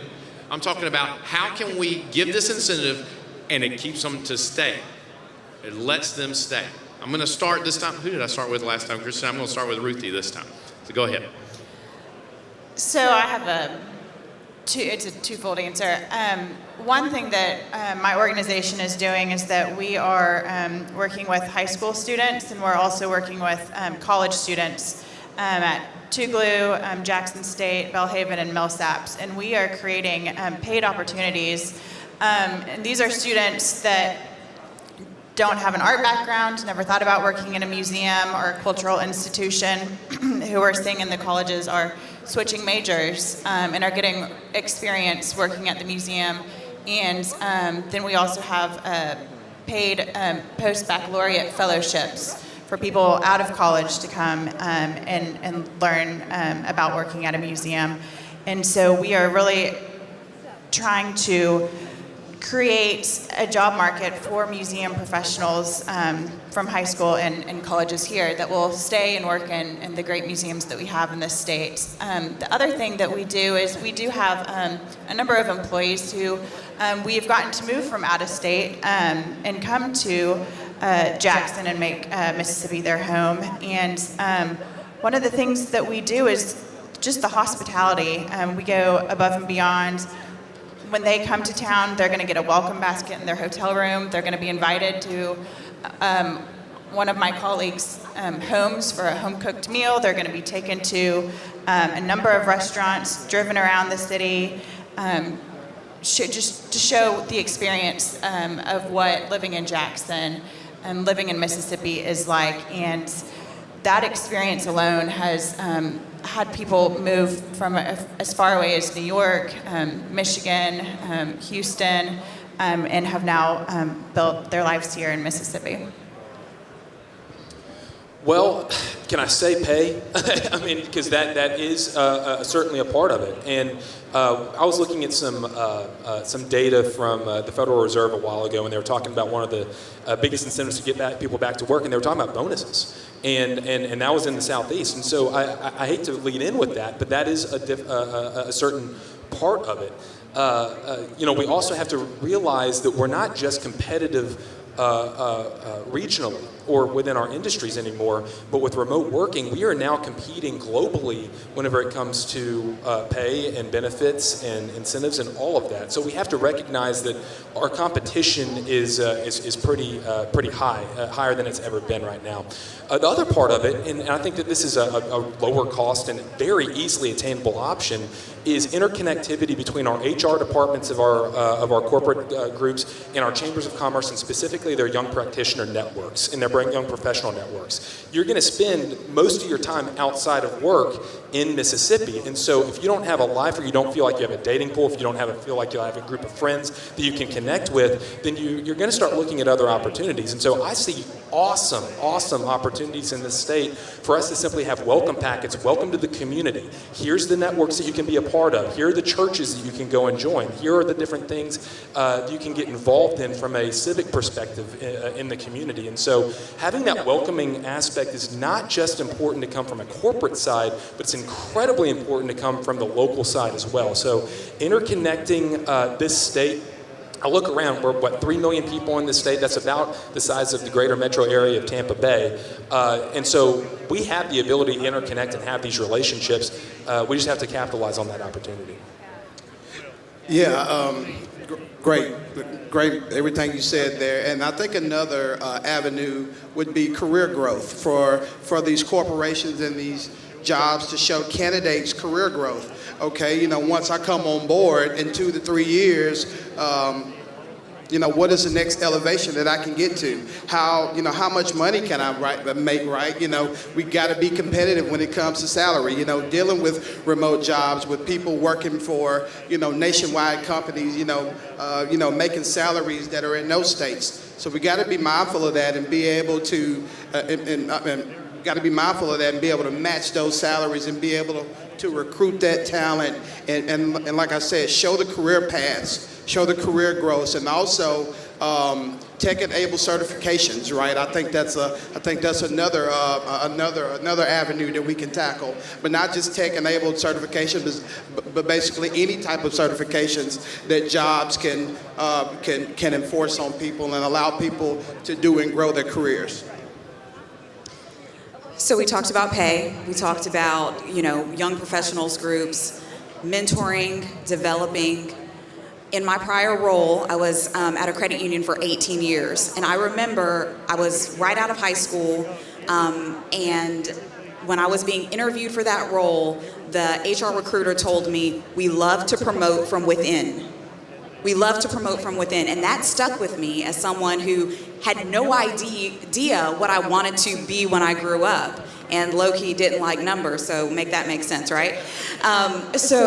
But by the grace of God, I was able to do that. So from a teller to a loan officer to an assistant manager, branch manager, dual branch manager, etc. And when I got tapped on the shoulder for Cadence Bank, that was one thing that they told me. They said, we want to develop you. We see a runway with you. Career development is so vitally important, and mentorship. We're a young professionals panel, and I'm so thankful to MEC for inviting us to sit on this panel to talk about this. But the truth of the matter is, as the next generation of leaders of Mississippi, we want to learn from our older, wiser leaders. We don't want to take your job right this moment, but we just want to be prepared for when that time comes, right? So I think it's so important. I used to tell my team in my previous role, look, if I get hit by a bus tomorrow, I wanted someone to be prepared to sit in my chair, right? And so I think that is so important, and it really does speak to the long-term sustainability when you're thinking about how do we want our state to look moving forward, how do we want our businesses to look moving forward, our government, our policy, how do we want that to look moving forward? The secret is develop somebody else. That's the secret. Great, phenomenal. And as one thing that wasn't mentioned that I wanted to say as well, an incentive for people with families. I have 4 kids. Flexibility. What we learned in COVID is that we don't necessarily all have to be in our desks from 9 to 5 for us to get the job done. Offering flexibility with the ability to telework, with the ability to kind of set your own schedule, set your own pace, truly gives these families, especially those with young children, an option that they can explore. But we heard from great things. I mean, you can kind of feel from the panel here all the different types of answers and from all over the state that are there for the taking. And I agree. The opportunity in Mississippi is we're always ready. We're always ready to go forward, to move to the next level. So why aren't we doing it? Let's do it. We're already doing it in so many different ways. Our education system, with our transportation connectivity, with our broadband initiatives. There are so many things that are working positively for Mississippi. Let's continue on with that. I think I've almost caught us back up on our schedule. So what I'd like to do is just, if you all could just give our panelists a great round of applause for being here this morning. We thank you so much for listening to us. Please take the opportunity to speak to these 4 young professionals as you're around, and thank you for listening to me through this. And I'm going to turn it back over to Kathy and Scott. But thank you again, and everyone have a great rest of your time here. Thank you. Bryce, I wanted to say I've got several texts, and they said Bryce is a microphone genius. And so give it up for Bryce and his jokes. You guys, like we said, you notice the pulse, you see the different look of Hobnob. We are taking the pulse of Mississippians. We are trying to move forward. People said, it looks more innovative, it looks brighter. And this is the route that we're trying to take. Continue to send us emails telling us what you want to hear. How can we serve you as our members, as our communities? Call our office and tell them you're ready to join. If this is your first time ever coming to Hobnob, tell them Kathy sent you. This is the first time we've ever had a solo in Hobnob. I'm sorry, you guys, but we may do it again. Please give them a round of applause. Like they said, they're going to be here for lunch. If you want to catch them in the back, talk to them, ask them questions. They have been amazing for me traveling around the state listening to these young professionals, and there were tons more. I just couldn't put them all on the stage. So please give them a round of applause, and they're going to exit off stage, and we're going to bring Jason. Where's Jason to the stage to introduce our next speaker?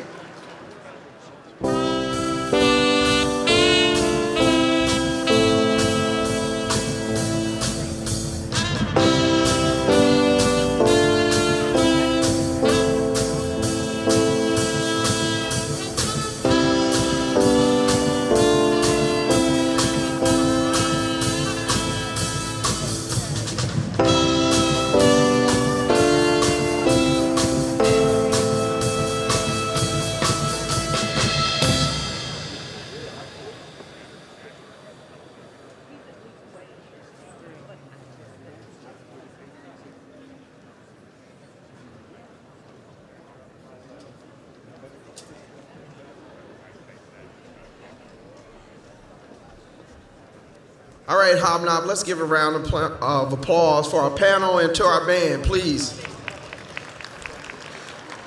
All right, let's keep the event moving along. I have the continued privilege of, as I mentioned earlier, introducing our speaker. So the next speaker of the day, as State Treasurer, David McCray's primary responsibility is to manage the cash flow that keeps state agencies operating on a daily basis.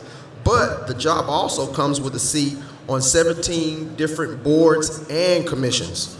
Additionally, McCray has prioritized the distribution of unclaimed property within the Office of State Treasurer, returning millions of dollars during his first few years in office.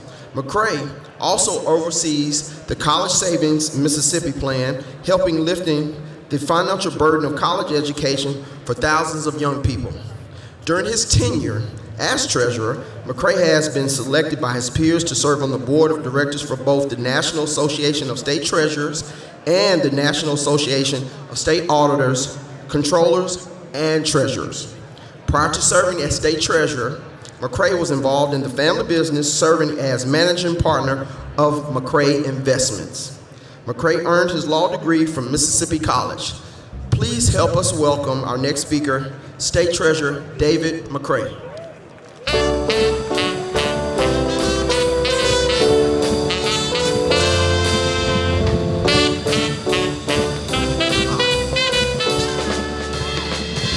Good morning, everybody. I hope everybody's doing well. I appreciate y'all being here and supporting this great organization. I won't keep y'all too long. Got a lot of things to get to, and lunch is coming up, so I always hate to be close to lunch before people do that. But let me just kind of break down what we do at the Treasury.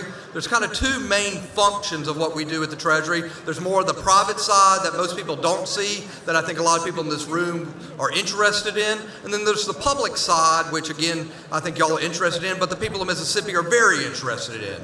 On the private side, I manage the cash flow of the state. I handle our bonds, I handle our investments, and I'm here to report today that we're looking in good shape. We're a AA2 rated state. And back last year, when interest rates were low, I was able to save the state over $60 million over the span of about 20 years, locking in extremely low interest rates. If anybody's seen interest rates today, you know borrowing money is just really not the best idea. And I apologize to the banks who want people to borrow money. It's just not a great idea. But also, our investments are doing great. Since I've been treasurer in the last 3 years, I've been able to get through our investments over $100 million.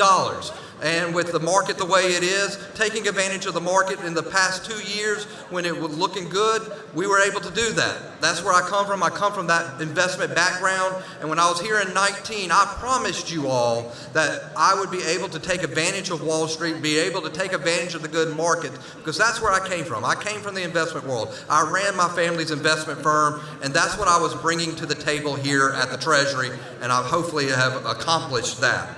Now, let me transition over to the public side of what we do, the really fun part of what we do at the Treasury. We handle unclaimed money, unclaimed property. Since I've been in office, we've been able to return over $60 million to the people of Mississippi. That is an economic tax. That is an economic benefit to local communities without raising a single tax to anyone in Mississippi. During COVID, we were able to return roughly $2 million to local first responders, hospitals, to help them help us here in Mississippi. These benefits have helped people so much. Lately, we found a woman $800 million she didn't know she had. We found someone $250,000.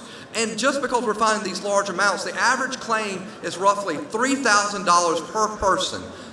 1 in 10 Mississippians have unclaimed money. So if you're sitting here and you don't want to listen to anyone speak, or you're just sitting there and want something to do, go to treasury.org.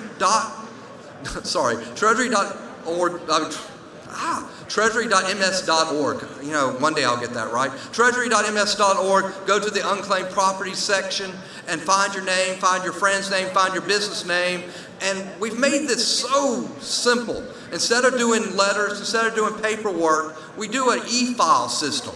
You don't need a notary anymore. Fill out a couple forms, send it to us, and we can get it back to you hopefully within 14 business days and get that money back in your pocket and go from there.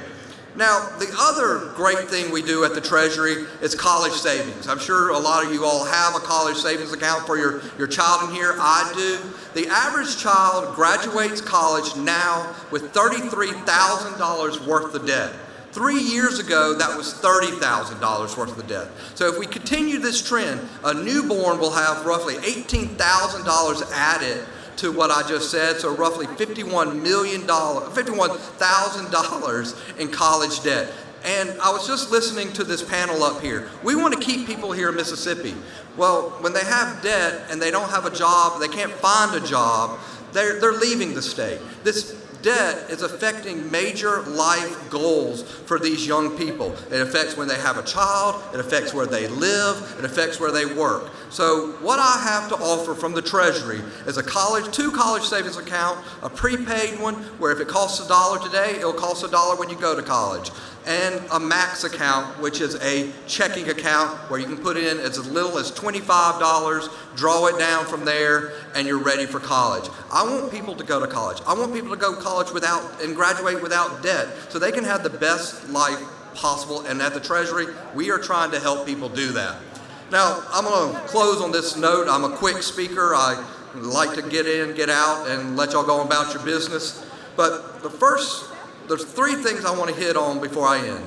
First and foremost, if y'all ever shopped at McRae's department store, you know we were in the customer service business. I've taken that private sector mentality, I've taken the McRae's philosophy that the customer always comes first to the Treasury, and that's what you're going to find if you call the Treasury. We're going to handle your problems, we're going to handle your issues, whether it's unclaimed property, college savings, or if it's something we can't handle, we will point you in the right direction, because that's what we do. We help you all, I'm here to help you, and it's not the other way around. Second, I'm here to conserve your tax dollars.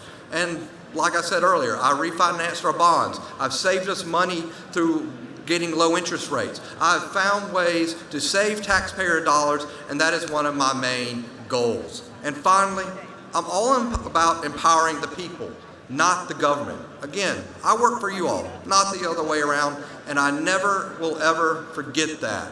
I'm here to help you find your unclaimed money. I'm here to help you get a college savings account for your child or grandchild or niece or nephew. I'm here to help you so you don't have to depend on the government to help you later.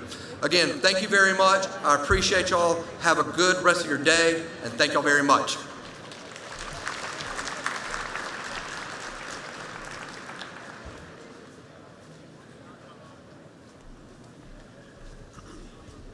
Thanks again, Treasurer McRae. Our next speaker, Secretary of State Michael Watson, took office in January 2020.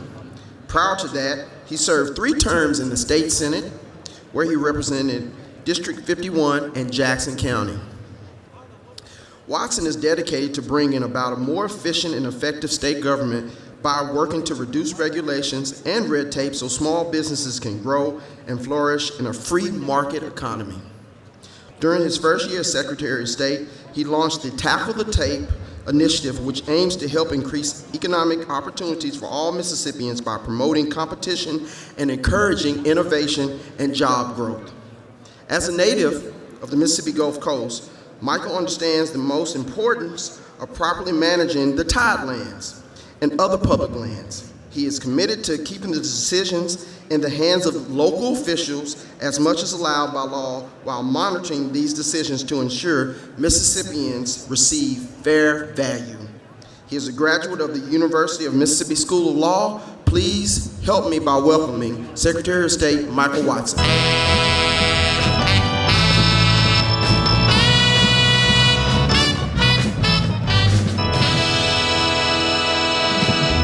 Well done, Bob. Thank you very much. Always good to see you. See Senator Montgomery out there, my old desk mate. Great to see you, my friend. A lot to talk about. It's great to be with you today. Number one, thank you for what you do. Obviously, the business community is incredibly important to our state. The jobs that you provide, the families that you provide for, food that you put on the table wouldn't happen without y'all. So I appreciate your creative minds and the hard work that you do to grow Mississippi.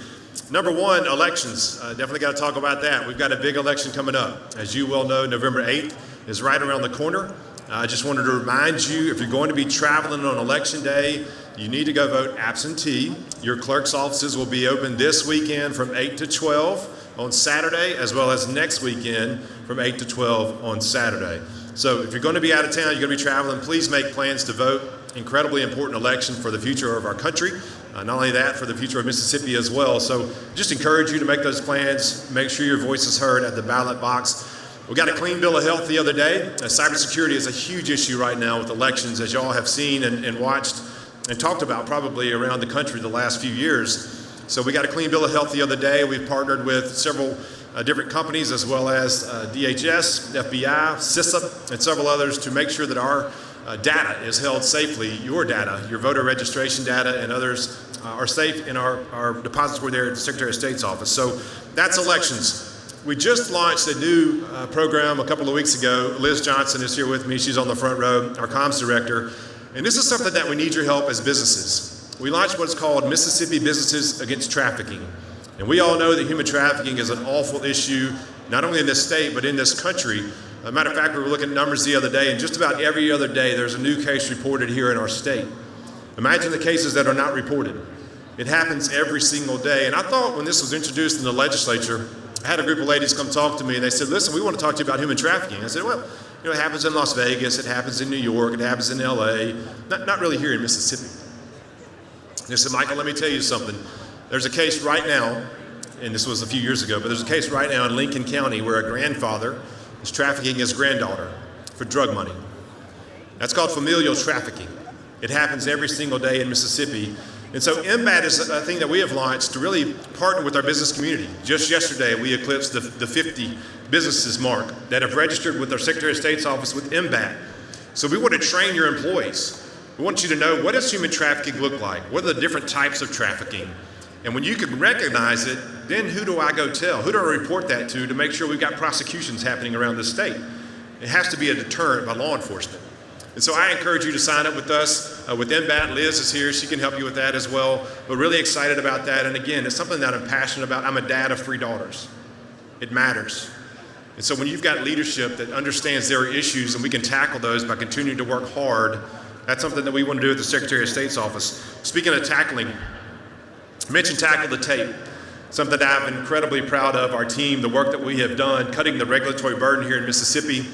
We had a plan that we introduced a couple of years ago after Tackle the Tape kind of launched. That was really our strategic approach. As you well know, many businesses here, the Occupational Licensing Review Commission, the OLRC, it oversees 29 boards and commissions, and think about architects, think about cosmetology, think about barbers. As a matter of fact, those are the first 3 that we're looking at this year. But 29 by 29 is where we're looking at all 29 of those boards and commissions under the OLRC. We've partnered with the Mercatus Center, with the Stennis Institute, with MCPP, with Empower, with several other partners. And we're looking at each of these regulations under all 29 boards and commissions. So we recently got a report for our first 3, as I mentioned, cosmetology, barbers, and architects. Over 1,700 regulations under those 3 umbrellas. Now think about if you're starting a small business, and think about those regulatory hurdles that you've got to jump. Well, thank goodness we've got a statewide now that's really focused on cutting that regulatory burden with our partners. It's an important piece. So if you can open the doors for new businesses to start, not only are you growing our economy, but you're providing for families. You're growing this entire state where more of our young people will come back and say, you know what, it is a great time to be in Mississippi. And I want to recap really quickly the numbers in our state. In 2019, we had about 31,000 new businesses open. COVID hits. People think, oh my goodness, this is awful. Business is going to shut down, and it did for a while. But we had 52,000 new businesses open in 2020 with COVID in our face. And people ask, Michael, how in the world does that happen? I say a couple of things. Number one, Mississippians are tough. A lot of people lost their jobs, and they thought, you know what, I got to provide for my families. And by the way, I've always had this dream, I'm going to open a new business. And so we saw that number explode, but we also saw some folks that were taking advantage of the federal money. I get that. Well, fast forward to 2021, you would think, well, it's going to slow down now. 66,000 new businesses in Mississippi in 2021. Right now, in 2022, we're on track for 63,000 new businesses. And people say, Michael, how in the world is that happening right here in Mississippi? Let me tell you something. I'm proud of our state. I'm proud to be Mississippian. And I think there are 2 things that are really advocating for business growth here in Mississippi. Number one, the legislature. I appreciate Speaker Gunn and the approach that he took on eliminating the income tax. I appreciate, I always call him Secretary Husband, Lieutenant Governor Husband, for pushing forward and making sure we got a tax package out this past session. Cutting taxes matters. Businesses look at that. Business owners look at that. Residents look at that. Where do I want to go so I can have more of my money back? It's not government's money to start with. It's ours. So cutting the tax burden is number one. Number two, focusing on cutting the regulatory burden in our state. You're business people. You understand this. You want certainty. You want to be able to project what the future is going to hold with the regulatory burden, with tax structure. So when you have a lower tax structure, and you've got this baseline of regulations that you know someone's out there attacking, so it's only going to get better. Businesses understand, let's locate there. And we're seeing that growth. I'm excited about that. You should be too. You don't really hear about that in the news, but that's happening right here in Mississippi. So Tackle the Tape and 29 by 29 has been great. Lastly, I want to end with this. We are the state land commissioner. I don't know if y'all knew that or not. The Secretary of State's office is the state land commissioner. So I started looking several months ago, really about 2 years ago now, about conservation. And many times it's been an object or a subject that we don't really want to talk much about as a state. But we have to. Conservation is important. So we put a group together called the Conservation Task Force. We've got about 40 members, the top conservation minds in this country. They aren't just from Mississippi, they're from all over the country.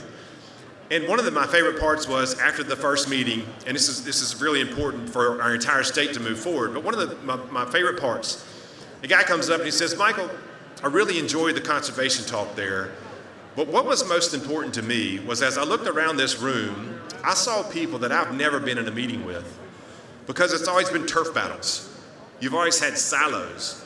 You've always had elected officials who would threaten you if you worked with another elected official. But this is an opportunity where we can all come together with a vision for Mississippi, all work together, break down those silos, break down those barriers. Who cares who gets the credit? What's good for Mississippi is good for all of us. And that Conservation Task Force, working with our Outdoor Stewardship Trust Fund that the legislature passed, is going to produce dividends for Mississippi for years to come when it comes to conservation. But let's take that a little bit broader as I wrap this up. Think about this. Too many times we hear about good old boy Mississippi. We hear about, I can't work with that agency because so-and-so is mad at that politician. I can't do this because that's your turf and I can't touch your turf. As long as that takes root and holds in Mississippi, this state will not see what I think we could see in the future with growth, with expanding. That's right, that's exactly right. We've got to get around that. It's got to be about what's good for our state. Who cares, again, who gets credit? This good old boy stuff doesn't work for us. We've seen it, we've tried it. Let's move past that. And again, you can't get mad at somebody just because they're working with a certain politician and then have retribution to take it out on them. That's not good for Mississippi, that's not good for our state. We've got some tough issues coming up. Healthcare is one of them. How many healthcare professionals do we have here? Nobody's listening. Good. I see a few. We've got some tough times coming in healthcare. And as leaders, you can't just sit aside and not take positions. You can't just sit aside and not lead on an issue. Leadership looks like a lot of different things, but being quiet and hiding away isn't one of them. So these are issues that we're going to have to tackle. Just as we did with the Conservation Task Force, I challenge each and every one of you. Break down those walls, those silos, break down those territories, that turf, break down the good old boy. Let's get together and let's do what's good for Mississippi. You're going to see a lot of talk about postpartum this coming session. And I don't mind tackling this. This is a tough subject. It's one that pulls at people's hearts. Again, I'm a dad, I understand. And one of the things I was talking with some healthcare officials the other day was, if this is important, and let's call it what it is, that is expanding Medicaid. Some people disagree, but that's expanding Medicaid. If this is important, what are some things that we could cut that we shouldn't be doing with Medicaid? Let's prioritize our dollars for the things that actually make a difference for this entire state. So I hope you will join me in thinking like that. We're all supposed to be conservatives, this red state. What's good for Mississippi? We care about our state. So making sure we make good decisions for the future of our entire state, not just this part, not just that part, not just you, not just me, but all of us. That's what matters. So I encourage you next year, we got a great election year. Y'all be watching, it's gonna be a fun year. We need leaders that care more about Mississippi than they do about their careers. I hope y'all help me elect those folks. God bless you guys.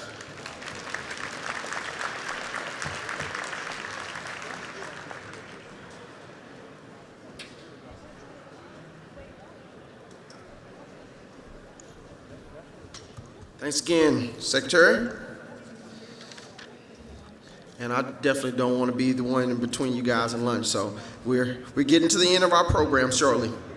Our next speaker, Lynn Fitch, was sworn in as Mississippi's 40th Attorney General and first ever woman Attorney General on January 9th, 2020. Raised in Holly Springs, Mississippi, Attorney General Fitch earned both a Bachelor of Business and Administration and a Juris Doctorate at the University of Mississippi. At the age of 23, she began her legal career as a Special Assistant Attorney General at the Mississippi Attorney General's Office. Before becoming the state's Chief Legal Officer, Attorney General Fitch served as Mississippi's elected state treasurer for 8 years, from January 2012 to January 2020. Prior to that, she served as executive director of the Mississippi State Personnel Board. General Fitch was active on the national level as state treasurer, serving as vice president for the National Association of Treasurers, as chair of the State Financial Officers Foundation. She's also served on the executive committee on the National Association of Attorney Generals. Please help me with a warm welcome to our Attorney General, Lynn Fitch.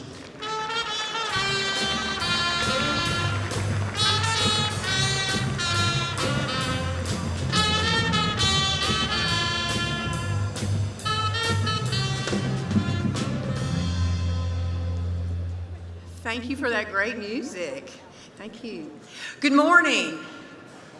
It's great to see everybody. It's so wonderful that we all can sit down and visit and catch up with each other. We have so many wonderful things happening in our state, and so having this opportunity for us all to be together is exciting. I want to say to MEC, thank you so much, Scott, the MEC team. Thank you for all you do, and thank you for putting this together. Again, thank you for our wonderful music. But most importantly, I want to say thanks to each of you. Thank you for giving of yourself, of your time, your commitment, your investment in our communities across the state and in our state as a whole. You're driving the business across the state for us. You are stakeholders in so many different areas, and I am grateful for all the work that you do. We wouldn't be making everything happen if you weren't committed and believed in a better day and a better future for the state of Mississippi. So thank you so much for all that you do. I am so honored to serve as your Attorney General. It's just such a blessing, and I have an incredible team. Many of you have met my team, and you've worked with us, and we are stronger as we work together. My expectation is that you are all partners with your Attorney General's office, because this is your office. It is a very complex, premier law firm, and we are working hand in hand, shoulder to shoulder with you day in and day out. We believe in business. We believe in economic development. We believe in the growth of our state and how we do that with one another. Again, we don't make any strides if we do it as silos, but as we work together, we make a tremendous difference. And look, in our office, we don't mind stepping up. There's some hard battles, and you've seen what we've been able to do as we've worked together. I want to highlight a few of those today because you all have been such great partners. But I want you to know, too, that sometimes there are some issues that come up, and we're just going to stand strong because it affects Mississippians. And just so you know, I don't mind taking on Big Pharma. If they are doing harm to our state, I'm taking them on. Insulin right now is up 1,000%. I want you to think about that. The cost of insulin is going down, but it's up 1,000%. We have over 100,000 Mississippians who have diabetes. And what's happening? They're either not taking their insulin, they're rationing, or they're taking expired insulin. And then they become into the health care. So that's just inherently wrong. Now, big tech, I don't mind taking them on as well. Number of lawsuits we've been involved in. Again, free speech is free speech. It's for all of us, not selected by certain big tech groups. And we've seen time and time again that they've hurt businesses. They decide what competition can happen among businesses, particularly small businesses. So know that we're fighting on so many levels for all of you because it's important to the state of Mississippi. Now I want to talk about something that's been very much on our hearts, and all of you have been involved. Many of you have been partners. This is a public-private partnership we've all been engaged in now for the last few years. It's a hard one. Human trafficking. Human trafficking. You all have been great partners. Again, this is a public-private situation. People say, do we have human trafficking in the state of Mississippi? We absolutely do. But our goal is to tell those traffickers you're not to come to Mississippi. You are not going to take advantage of our most vulnerable. And we're doing that. You all are doing that. It takes every one of us to make a difference. So as we have crafted the Be the Solution initiative, many of you have been involved. Convenience stores, wrapping trucks, beer distributors, line workers. We get better because you give us information. We take those tips from the hotline or the calls that you give us, and we go out and make rescues. Rescues, we have rescued over 140 individuals in the last few months. That is substantial. We do a lot of partnerships and operations with our law enforcement partners. We've done over 30 operations across the state to make those rescues happen. And we put 45, at least, and there may be more now, predators in jail where they belong. Because remember, these individuals didn't ask to be trafficked, right? They didn't ask to have this kind of life. And it's on all of us to help them get back into society without any blame or shame. We've got to help them. We've got to provide resources, counseling, education, and the list goes on to help them. And these individuals, and primarily our rescues, have been young women, which again is horrific to think that what they go through in order to please those different traffickers, to get them through those horrific day in and day out things that they must do for money. So we have to be strong for them. We have to continue to empower them and uplift them. And the legislature has been great. And I just want to thank them for what they've been doing. This year we got $2.5 million to have grants to help find resources, to find housing, our advocates, everyone that are there helping these individuals. That is so significant. So I'm so grateful that we will continue to do that. And this year our legislature passed that our victims could go after these traffickers civilly, because these traffickers have money. Remember, they have used these most vulnerable individuals. And so now we've got some recourse for them.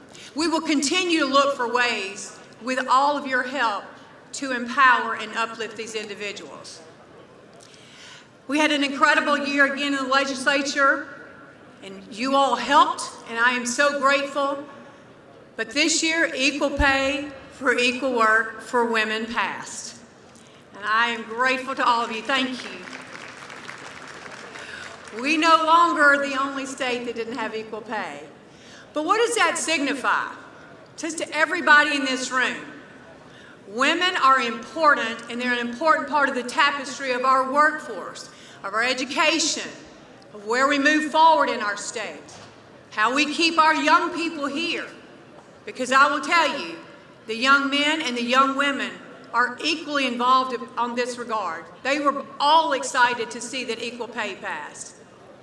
And you know, equal pay couldn't have come at a better time, because this year was the most significant year in 50 years for the Mississippi Dobbs case. And Mississippi led with the Mississippi Dobbs case this year, and we won. When we prepared our brief and made our argument, we went to the United States Supreme Court and we said, justices, you need to look at our case. It's about empowering women. It's about promoting life, and it's not an either-or situation.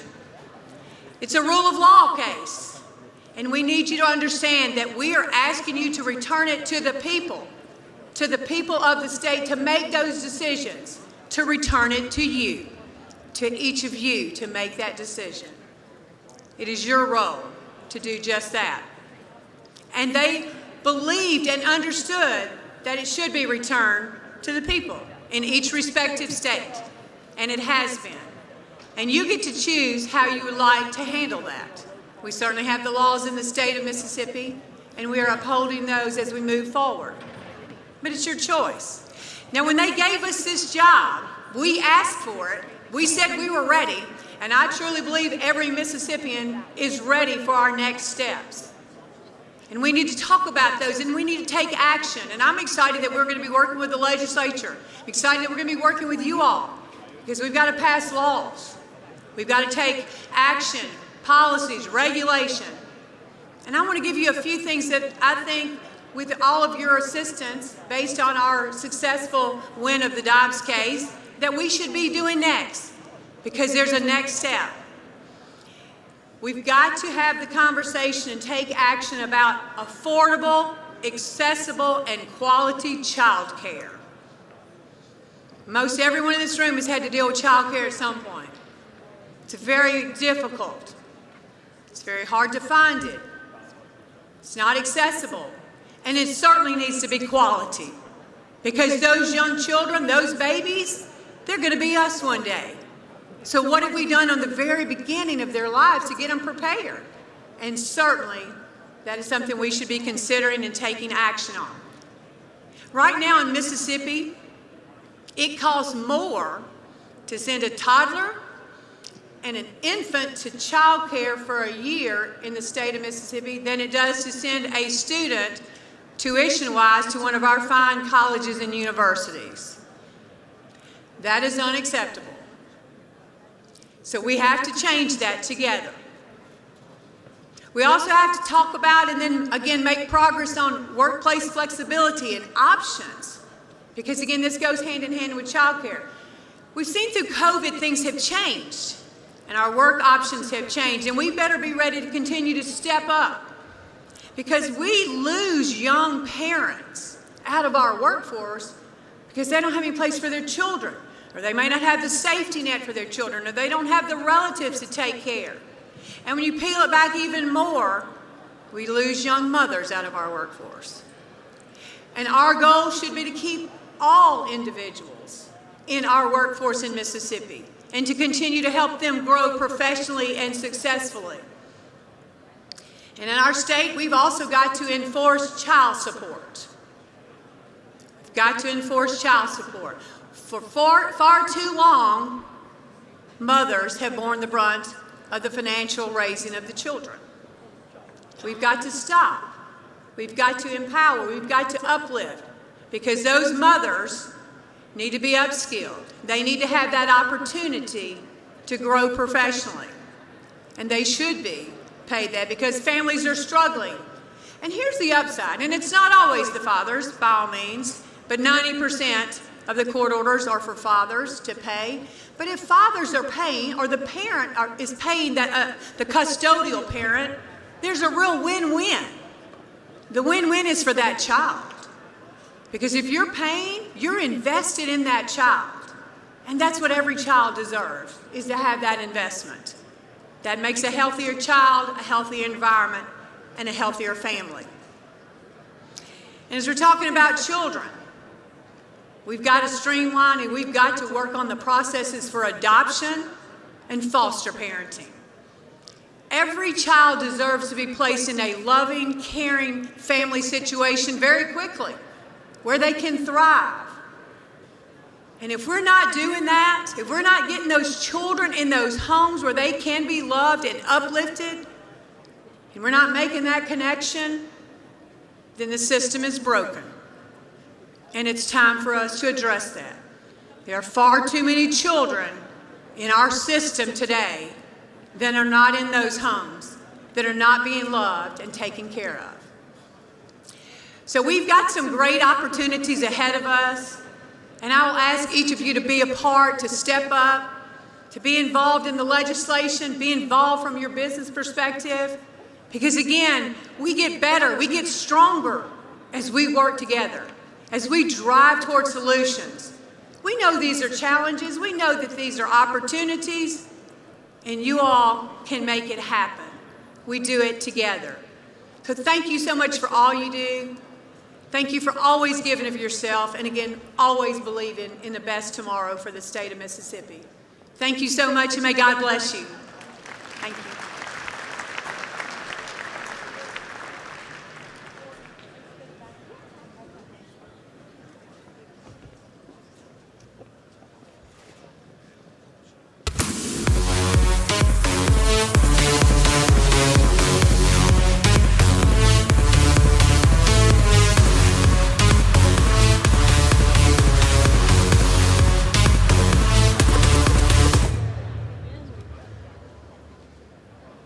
It's the sizzle in your bacon, the comfort in your cozy socks, the heat that can't be beat.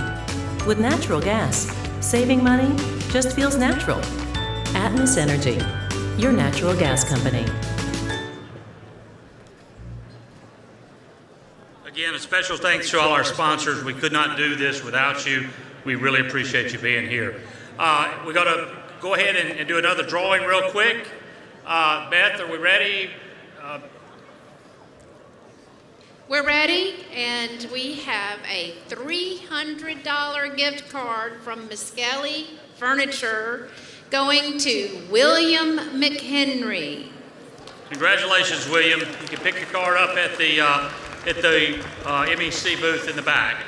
At this time, I would like to get your attention, if you could, turn your attention to the screen for a special message from MEC Chair Martin Williams.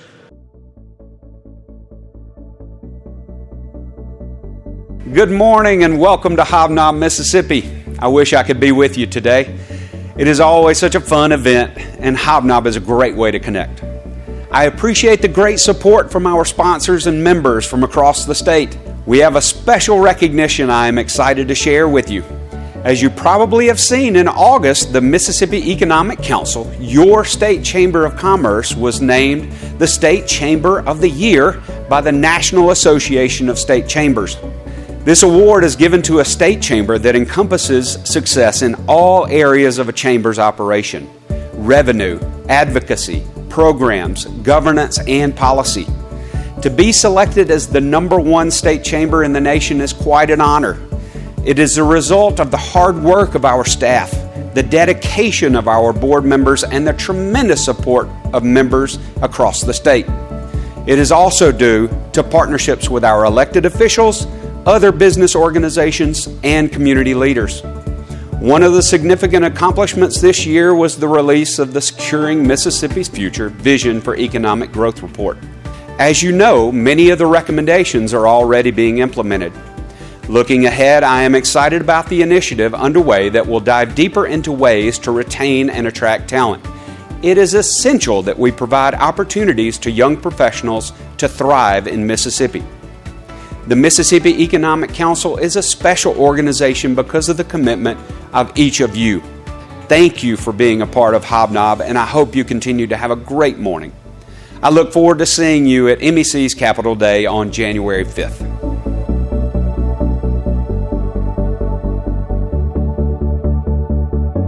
And again, we really appreciate Martin serving as chair and his leadership that he is providing for us this year. You know, as Martin said, MEC is a special organization. But it goes further. Mississippi is a special place. We have so much to be proud of and so many things we have accomplished. And here's just an example of a few.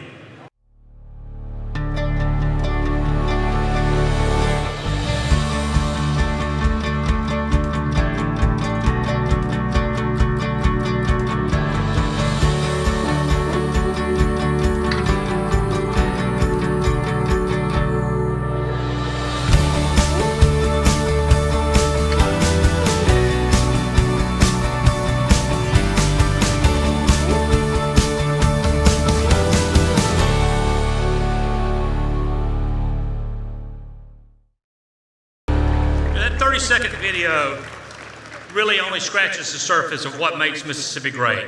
These examples of moments of pride for Mississippi and its people, it showed that we've always made important achievements, both locally, on the national level, in a variety of areas, whether it's education, healthcare, business, industry, culture, entertainment, quality of life. You know, from the first heart transplant to NASA rocket that's being tested on the coast to now vehicles being built in Mississippi, we have a lot to be proud of. But clearly, we're not finished. Great achievements continue in education. For example, in the past few years, we've been among the leaders for improvement in student scores in both math and reading. We're no longer 50th in the nation. U.S. News & World Report currently ranks us 43rd, a tremendous improvement over where we have been. The New York Times this month had an article titled, "In Mississippi, a broad effort to improve literacy is yielding results," and it cited, quote, A decade of new legislation, strategic planning, and fresh thinking is what caused this high achievement. Many of those elected officials, education leaders, business leaders who contributed to this are in this very room. We continue to make remarkable achievements across other fields, including sports, business government, science, manufacturing. 2 of our universities won back-to-back College World Series titles. A community college won the national title in baseball. And on Saturday, ESPN's College Game Day will be right here at Jackson State, focusing the high spotlight on the success they're having and making Mississippi at the forefront. You know, the business and industry sector has not been left out either. Because we're working together, creating partnerships, and focusing on taking our state to the next level, people across the nation are taking note of what's happening. Recently, the Mississippi Manufacturers Association was a top 3 finalist in the Leadership Award from the Conference of State Manufacturers Associations. I'd like to recognize John McKay and his team for this great recognition, and also for John to his appointment to the COSMA board. This week, Derek Easley, the reason he's not with us today, of BIPEC, is representing MEC in our state at the Council of State Taxation annual meeting, as Mississippi is being recognized as a leader in addressing the issue of remote and internet-based software taxation. Our partnership with the Mississippi Economic Development Council and Gwen Howard was key in helping pass MFLAX and building stronger relationships with local chambers and economic development agencies. And the partnership we've created with Ryan Miller and Accelerate Mississippi is vitally important in the work taking place in workforce development. And in fact, the Littler Mendelsohn Workforce Policy Institute, based in Washington, has picked Mississippi to be one of 5 states to serve on a national task force looking at workforce development. I wanted to take a moment to point all of these things out so we can truly understand that MEC being recognized as the State Chamber of the Year by the National Association of State Chambers goes far beyond a single person or a single accomplishment. Being named as the #1 Chamber of Commerce in 2022 is a result of tremendous work by our staff, our volunteer leaders, MEC members, and partners we have throughout the state. Without the dedication of Governor Tate Reeves, Lieutenant Governor Delbert Hosemann, Speaker Philip Gunn, and members of the legislature for their focusing on a strong, competitive economic environment in Mississippi, we are not making the strides that we are that has people all across the country asking me, how are y'all doing that? We're doing it because we're working together. I also want to thank the leaders who have served as chair at MEC over the past 5 years for helping guide this organization and putting it in a place of greatest opportunity. William Yates was instrumental in helping us focus on making sure we had organizational excellence within MEC.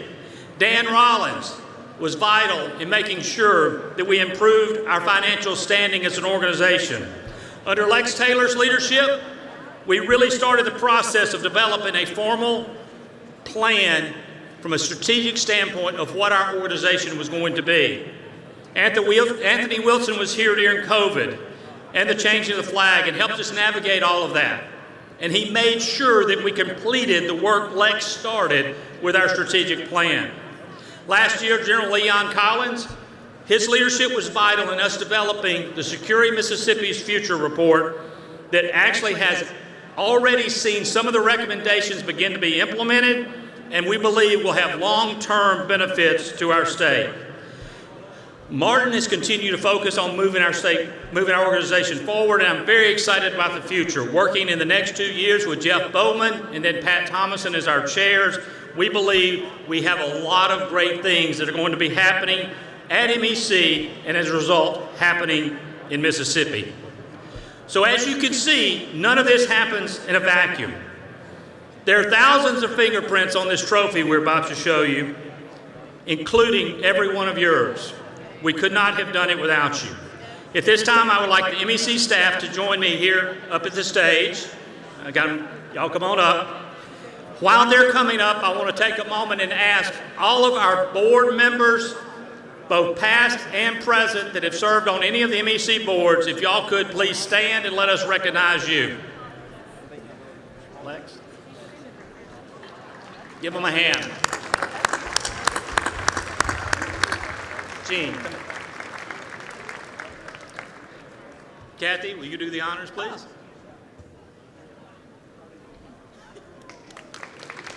Guys, this is your award. We couldn't do it without you. Thank you so much.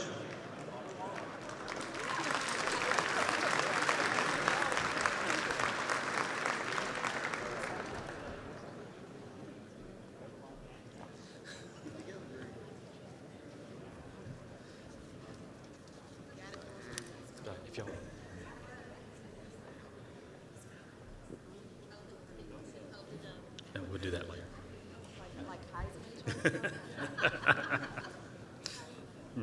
All right, we're good. These photographers, I swear.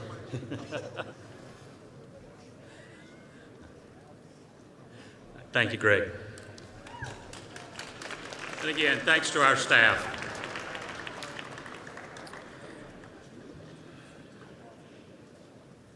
It is now my honor to introduce our Speaker of the House, Philip Gunn. He became the 61st Speaker of the House of Representatives in January of 2012 and began serving in the Mississippi House of Representatives in 2004.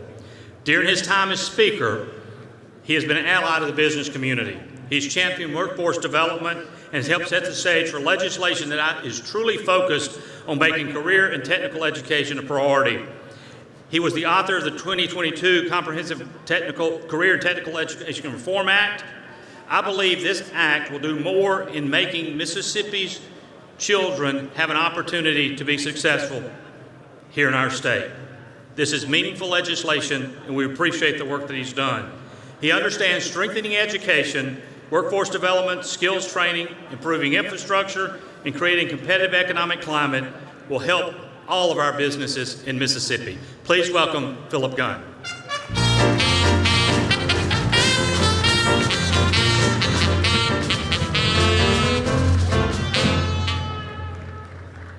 Thank you so much. Great to be with you today. It's always a pleasure to be back at the Hobnob, and it's wonderful to be able to connect with friends and be in this venue once again. So thank you so much for welcoming me.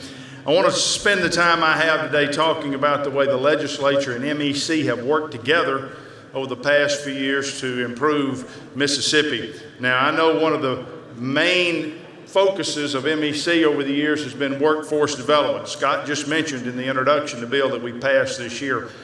I want you to know that's been a priority for the legislature as well. A few years ago, I had the opportunity to talk with an individual, and this man's job was to travel the country and be a site selector.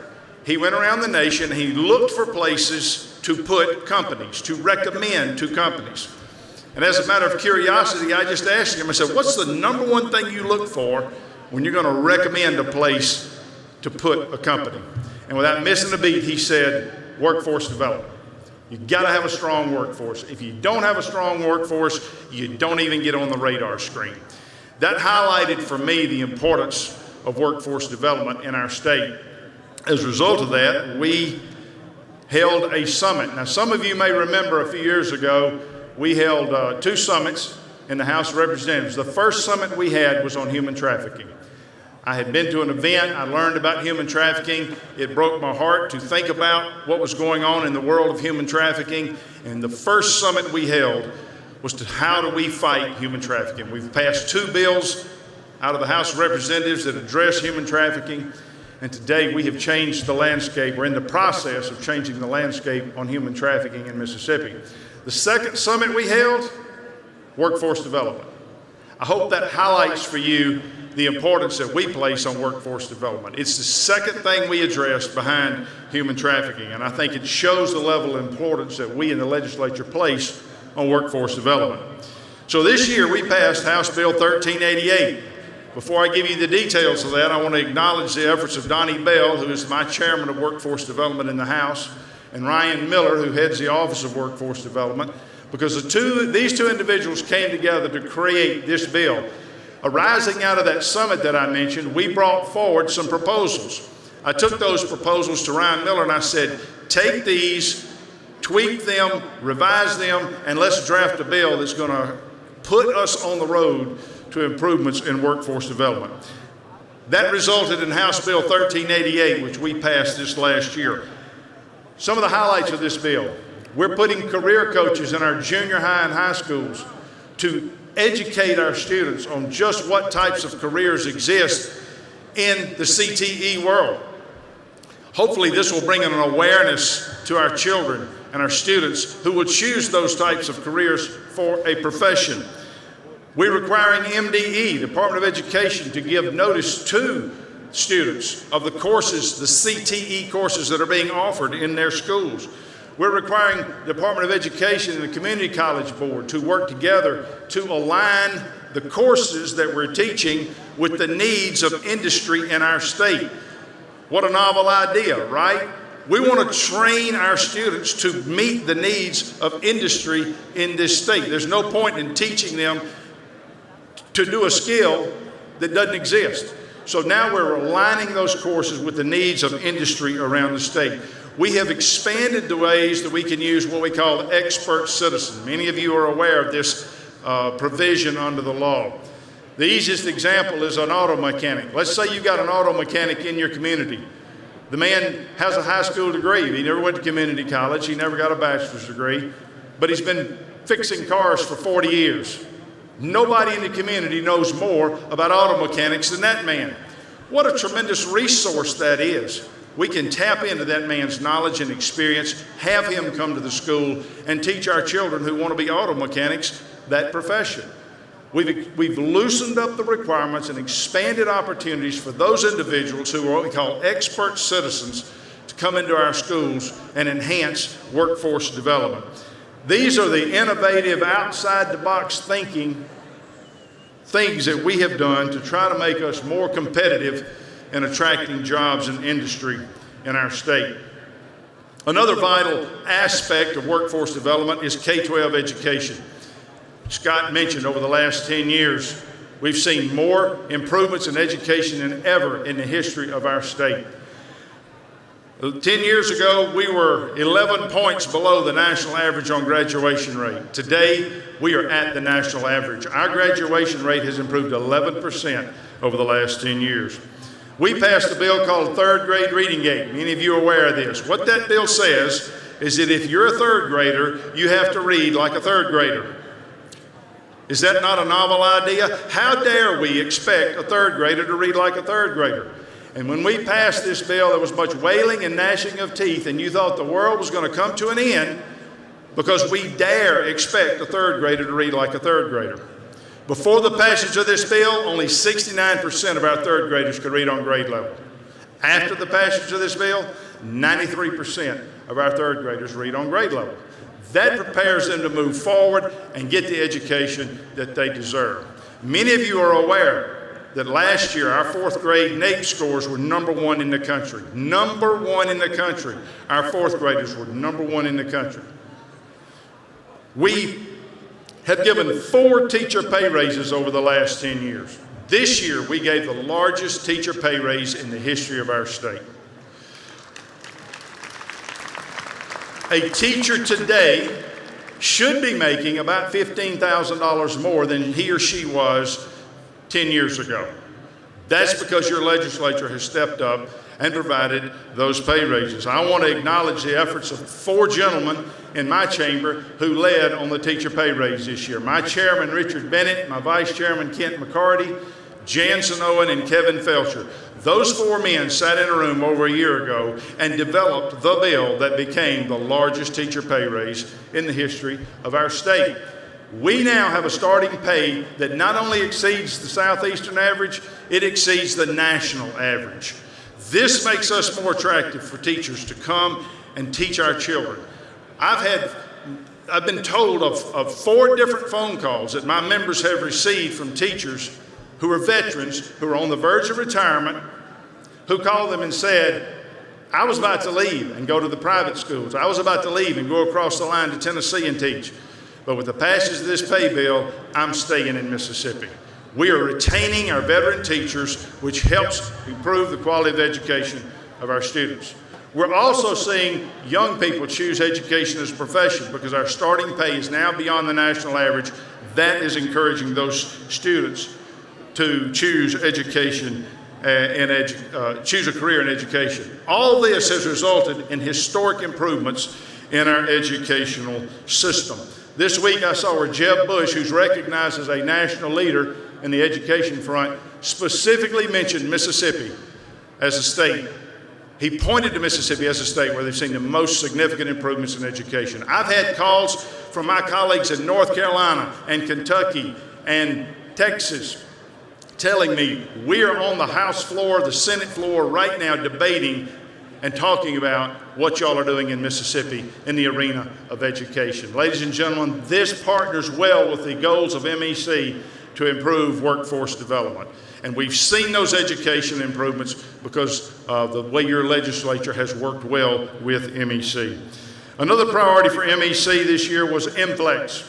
I want to acknowledge the fact that the legislature passed that bill. MFLEX is the tool that our economic developers can use to attract more jobs in the industry. It gives them greater flexibility as they go out and talk to companies and in the industry. It gives them a tool to come to Mississippi and recruit more, create more jobs for us. I want to acknowledge the chairman of the House of Representatives, Mr. Trey Lamar, who led out in that effort. He presented that bill on the House floor. I was proud of my members who voted for that bill. This bill passed the House of Representatives 120 to nothing. That is an incredibly strong statement about how the members of the House of Representatives support our economic developers around the state and how we're working to try to attract jobs and industry. Finally, as we seek to be more attractive in attracting jobs and industry in our country, I want to acknowledge the passage of the largest tax cut in the history of the state of Mississippi this last year. As you know, we passed a bill which puts more money back into the pockets of our citizens. As you put more money back in the pockets of our citizens, they have a better ability to provide for themselves, improve their quality of life, provide for their children, give more to their church, and those dollars turn over in the community and economic prosperity results. With the passage of this tax bill, we now have the 5th best marginal tax rate in the country among states who still have an income tax. With the passage of this bill, we're now #1 in the country for keeping more of your hard-earned money before you have to pay a tax. This makes us an attractive place to live. All these things that I mentioned, workforce development, improvement in K-12 education, the MFLEX bill, passage of the income tax, all of those things make Mississippi an attractive place to live. And that's what MEC and the legislature are trying to do in partnership with one another to attract jobs and industry and keep our best and brightest here at home in the state of Mississippi. I am proud to be able to work with your leadership, with your board, with MEC. I'm proud of the accomplishments that we've made. I know Delbert Hoseman's coming up after me. I'm proud of the way we've been able to work with the Senate to get all of these things done. If we continue to engage in that type of partnership, and if we all have a common goal of making Mississippi the best place in America to live, then we will have tremendous success, and we can look back and be proud of what we've done. Thank you so much for letting me speak to you today.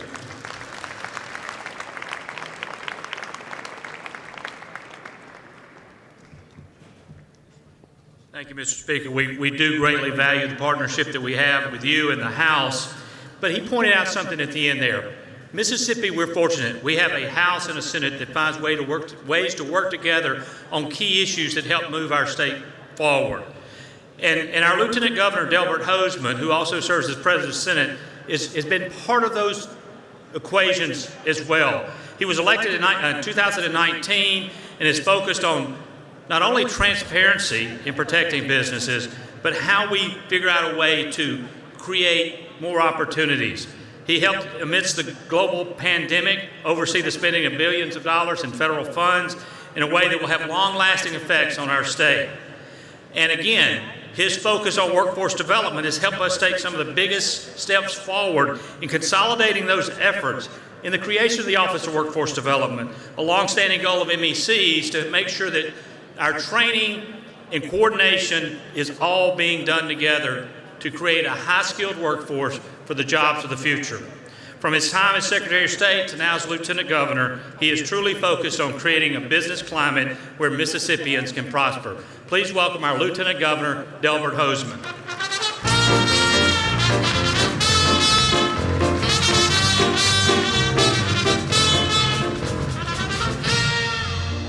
Thank you, Bob. I had a really good speech here. I'll put it online somewhere. Y'all can read it if you want to. Following the speaker, I was thinking we must have a unicameral form of government because the House did everything. I don't know how they did it. How do y'all do all of that? I want to embellish a little bit on what the speaker said, then I want to tell you where we're going, which is the most important part, I think, of today. MFLEX did really come out this year. It was the brainchild of the economic developers in Mississippi. And while it is aimed somewhat to attract out of state, it's really aimed at you. It gives you the ability, if you have 10 employees and $2.5 million of investment, to accelerate your tax deduction. I think, and MFLEX is a result of, I think, probably 5 years we worked on that, is the result of where we believe there is growth. We really relish our larger corporations, our Ingles, our Nissans, our Toyotas, but business in Mississippi will generate out of small businesses growing bigger because we don't have to sell them on anything. We just simply have to give them an educated workforce, as Philip was talking about. The tax cut, as you know, was very heatedly debated. And we had to make some decisions about where we were going to go as a state. One of the things we wanted to make sure is, with the recession and other things that are coming, that we were financially viable to continue. Therefore, when we reach the rates which we are, a decrease of 4.7, 4.4, and then finally 4%, where we will in fact be the 5th lowest tax state in the country, we reached that with an eye towards making sure that we could do the critical things that I'm going to talk to you about right now that are facing the state of Mississippi. Without having the revenue to do so, we would have limited our ability to grow. The tax raise for teachers, $1,000 2 years ago, $4,000, $5,000 this year. That was $246 million. It was our commitment to the future. We're going to talk a little bit more about education here in a second, but that's where you plant the seeds of the future. Over 90% of our kids come out of public education. And if it doesn't proceed and is successful, we won't be successful. So you'll see us emphasizing that, and I'm going to talk to you a little bit about where I think we need to go there. The other one that Philip skipped a little bit on was the American Rescue Plan. We were offered $1.8 billion at the Mississippi legislature. Never happened before. And when we took a look at that, we were very, very cognizant of the fact that we are facing a recession, we're in a recession, and where are we going to go through this, and also what's the best way to spend this money. So we committed $450 million to match cities and counties for their water and sewer, something that had never been done. And we figured that $450 million, that's about half of everything that cities and counties got. So we asked for applications, and guess how much they came in? $434 million. Our cities and counties took the proper step to save their American Rescue Plan money, allow the legislature, you, to match their money to where we will have almost $1 billion of money that will go in water and sewer, the long term, that will allow your businesses to be successful and make sure that you have the basic thing you need, which is water. In addition to that, we put $300 million in rural water. That, the rural water contribution, and the fact that we started 3 years ago on expanding broadband, and this year we have over 100,000 more people on broadband than we had just 3 years ago. So those two primary things that we need to go forward were part of ARPA. We spent our American Rescue Plan money on mental health. We spent it on child protective services. We spent it on other things as well. And we saved part of it. I'll come back to that in just a second. We saved $350 to $400 million of it for reasons we're going to discuss here in a second. The last one, on looking back, was infrastructure. For years, we had abrogated our responsibilities to make sure that you could get your products to market, you could get your kids to school, you could travel the roads of Mississippi. We hadn't done that good of a job. This year we did. I went over to MDOT and had the privilege of walking through the place, and I know that y'all are in the in the management business, you'll realize this. The best way to learn anything is go over there and sit down. So I sat down with them, and they designed a culvert, which I took a lot more than I really figured. I thought a culvert was just a little concrete, but no, there's a lot of work goes into that. A lot of work goes into everything. And I told them, what you're going to do now, you're going to see us start the process. We're going to fund this for the first time. And what we don't want to do, we need this money to hit the streets, hit the roads in Mississippi. We don't need long delays as we continue to grow and as we continue to face issues like right now the Mississippi River's closed. We got to have good roads and bridges to get things out. So when we did that, this past year, we put up $2.1 billion in ERBR, which is your county roads and bridges, and your roads and bridges. We funded maintenance for the next 2 years. We did capital improvements so they could start designing the roads of tomorrow today. And for the first time, almost 3 times what we've done before, we obligated $963 million worth of contracts that hit the streets this year. You will see barrels and backhoes, which is what you deserve to be seeing, and you will see them spent well by MDOT as we go forward. So we made a lot of changes, and I want to talk about where we're going this next year, which y'all mostly are interested in. First thing I think we need to talk about is the fact that we cut the budget by 2% when we started 3 years ago. Seems like forever. In that interim time, we held our budget. We worked hard on keeping our budget strong and not exploding it to the fact that we were getting a few more dollars in. We reduced the size of government from 26,000 employees to 23,000 employees. We paid off $295 million in debt. We're going to pay off another $300 million this year, almost $600 million in debt paid off. And we didn't borrow any money. We are running the state of Mississippi like you run your business. That's the way it ought to be run because it is your business. We have decreased the size of government. We have paid off debt. And guess what? You have $1.6 billion in cash in the Treasury.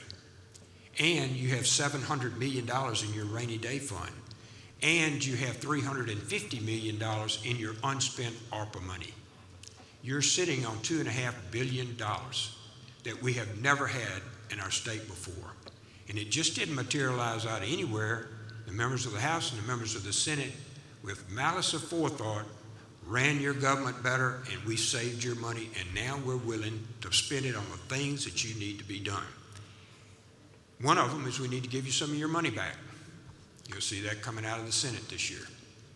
It's time to give you your money back. We were gracious enough to be able to save it, gracious enough to run our business well, and it's time to have a refund. And I'm hopeful that will be something that you will find significant. The second thing I want to talk about is how we spend the money on education. In the past, we have looked first in a very structured way on how we do business. The first thing was to get the people that are sitting in front of our children to where they're not making an economic decision whether or not to teach. That was the first thing. We've done that over the last 2 years. The House and the Senate has. So we put ourselves where we're keeping our people and keeping our teachers where they ought to be. So what's the next thing? Back when I was growing up, and some of you were growing up, we used to go to school, a few months and have long, hot summers where you didn't even know what day it was. Those were great times to do. We're supposed to be educating our children 180 days a year. We're not doing that. We've got tests, we've got other matters that come into play. We're really not educating our children a full half a year. But we expect them to be fully competent to compete with Alabama and China. Now, why are we doing 180, 165 days a year and expecting our children to be able to compete with all these people? So, in Corinth, they thought this may be a better way to do this, so they started going to school 9 weeks and off 2 weeks or 3 weeks.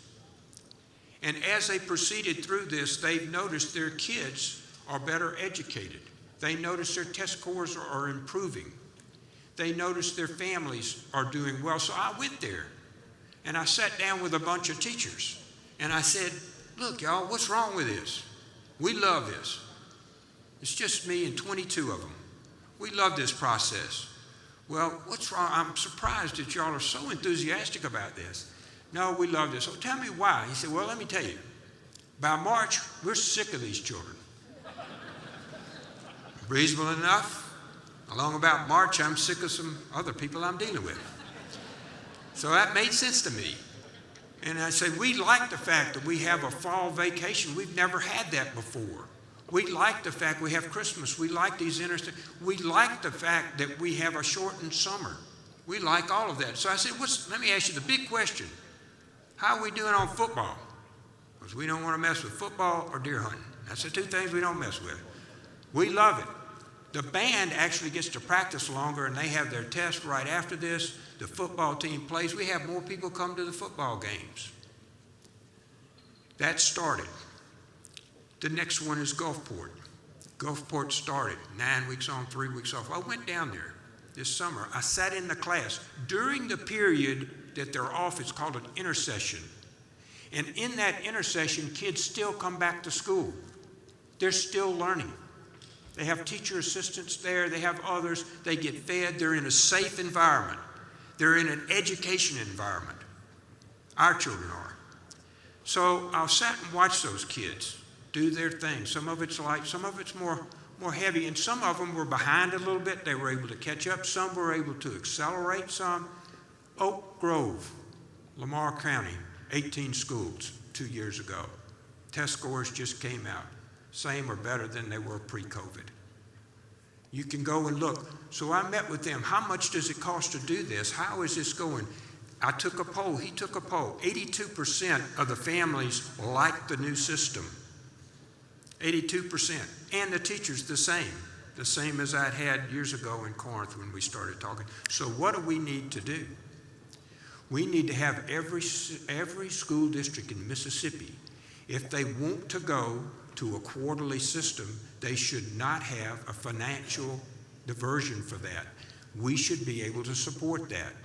So school systems are going to matriculate to a way in which they do what? They educate our people better. They educate your employees better. They educate the person who's going to buy your business better. They educate the future leaders of Mississippi better by going to a quarterly system. And the legislature needs to support that this year, and we intend to do so. So watch. The second one, thank y'all, and it's really important because when you go home, all of you know who's on the school board, all of you are parents and have the ability to do that. I just had my 8th grandchild day before yesterday, and we're excited about having them join the Mississippi family. It's really important you show your leadership in the local community to make sure our kids are competitive and have the most opportunity they can to live and learn here. So with that, I want to talk about 2 other quick things. We're going back on infrastructure again this year. We fully intend to go back into the ERBR, the roads and bridges for your counties. We spent $100 million on that last year. We had about a $300 million in application and ask when I've talked to James over there, and it looks like we'll be able to do another $100 million this year, plus the pre-planning this year, plus the maintenance this year. We're looking at matching or exceeding the amount of money that we devoted last year, which was $2.1 billion to roads and business and infrastructure.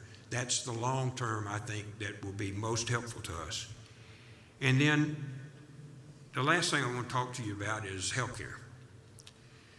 During the last few months, we have been going out to hospitals and talking, and this has been going on for years. And as I looked at the hospital structure and what was going on, some of them came to meet with us about 2 months ago.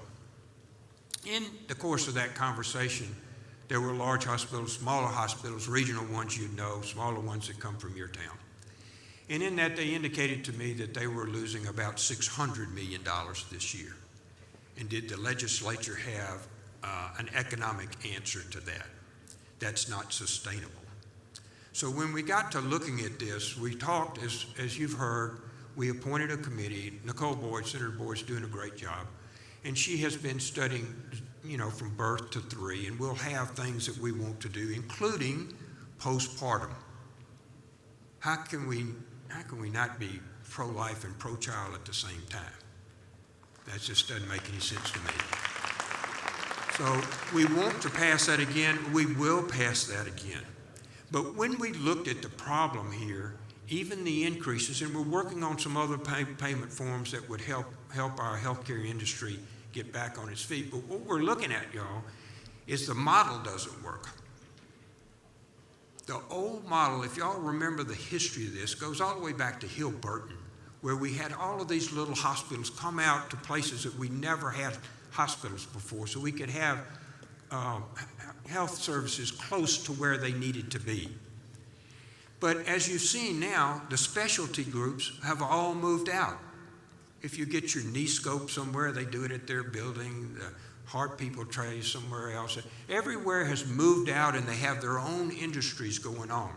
And from that, they have taken with them the economic viability of large structures.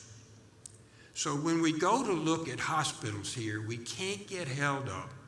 We can't get held up on some X word when we really need to know where we're going. And where we're going to go in the delivery of health care should be determined right now, because it'll take years for us to get there. I see the mayor of a town whose hospital, large hospital, is failing today, sitting here with us. There are others that will fail shortly. So when we go to look at this, we can't go watch the birdie of X word. We've got to look at where we're going to deliver healthcare services. What is the most important thing? And it is that we provide the primary healthcare and the emergency care closest to the people who need it. Once you get past that, then we need to look at the economics of how we're going to deliver it. So what we will need to do as a society, start this process of allocating. You can't give birth anymore in the Delta. There's no place to have a baby. That's just the start of what we're going to be facing in our society about how we deliver health care. So the structure itself, and you will see shortly, us start to address in the Senate and the House, start to address the actual underlying structure of health care here. And we will ask for your input. You're not going to attract any employees if you don't have a hospital. You're not going to be able to bring new business unless you have primary care. We're not going to be able to have healthy children if we can't deliver them in a healthy environment. And so that issue, the healthcare issue, will be of primary importance this year as we look at the fact that we have additional funds and we can address things that will make your life better and our lives better. We are about running Mississippi like a business, but we're reasonable and we have a heart, and we need to run it so that you'll be very proud here. And when you're proud, we want our grandchildren and my new grandchild to be proud to grow up here, live here, and prosper here just like you did. So hang with us. We're working hard. We're in the best shape Mississippi probably has ever been financially, and we will meet every single challenge. Thank you so much for having me.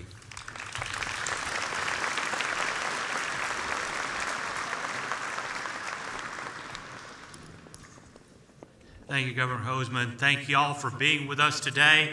It's been a fun day. I want to tell you how great it is to see everybody here and everybody connect. I hope you'll join us on January the 5th for our Capitol Day, where we will convene this group again to talk about how we move Mississippi forward. Y'all enjoy lunch. Thanks.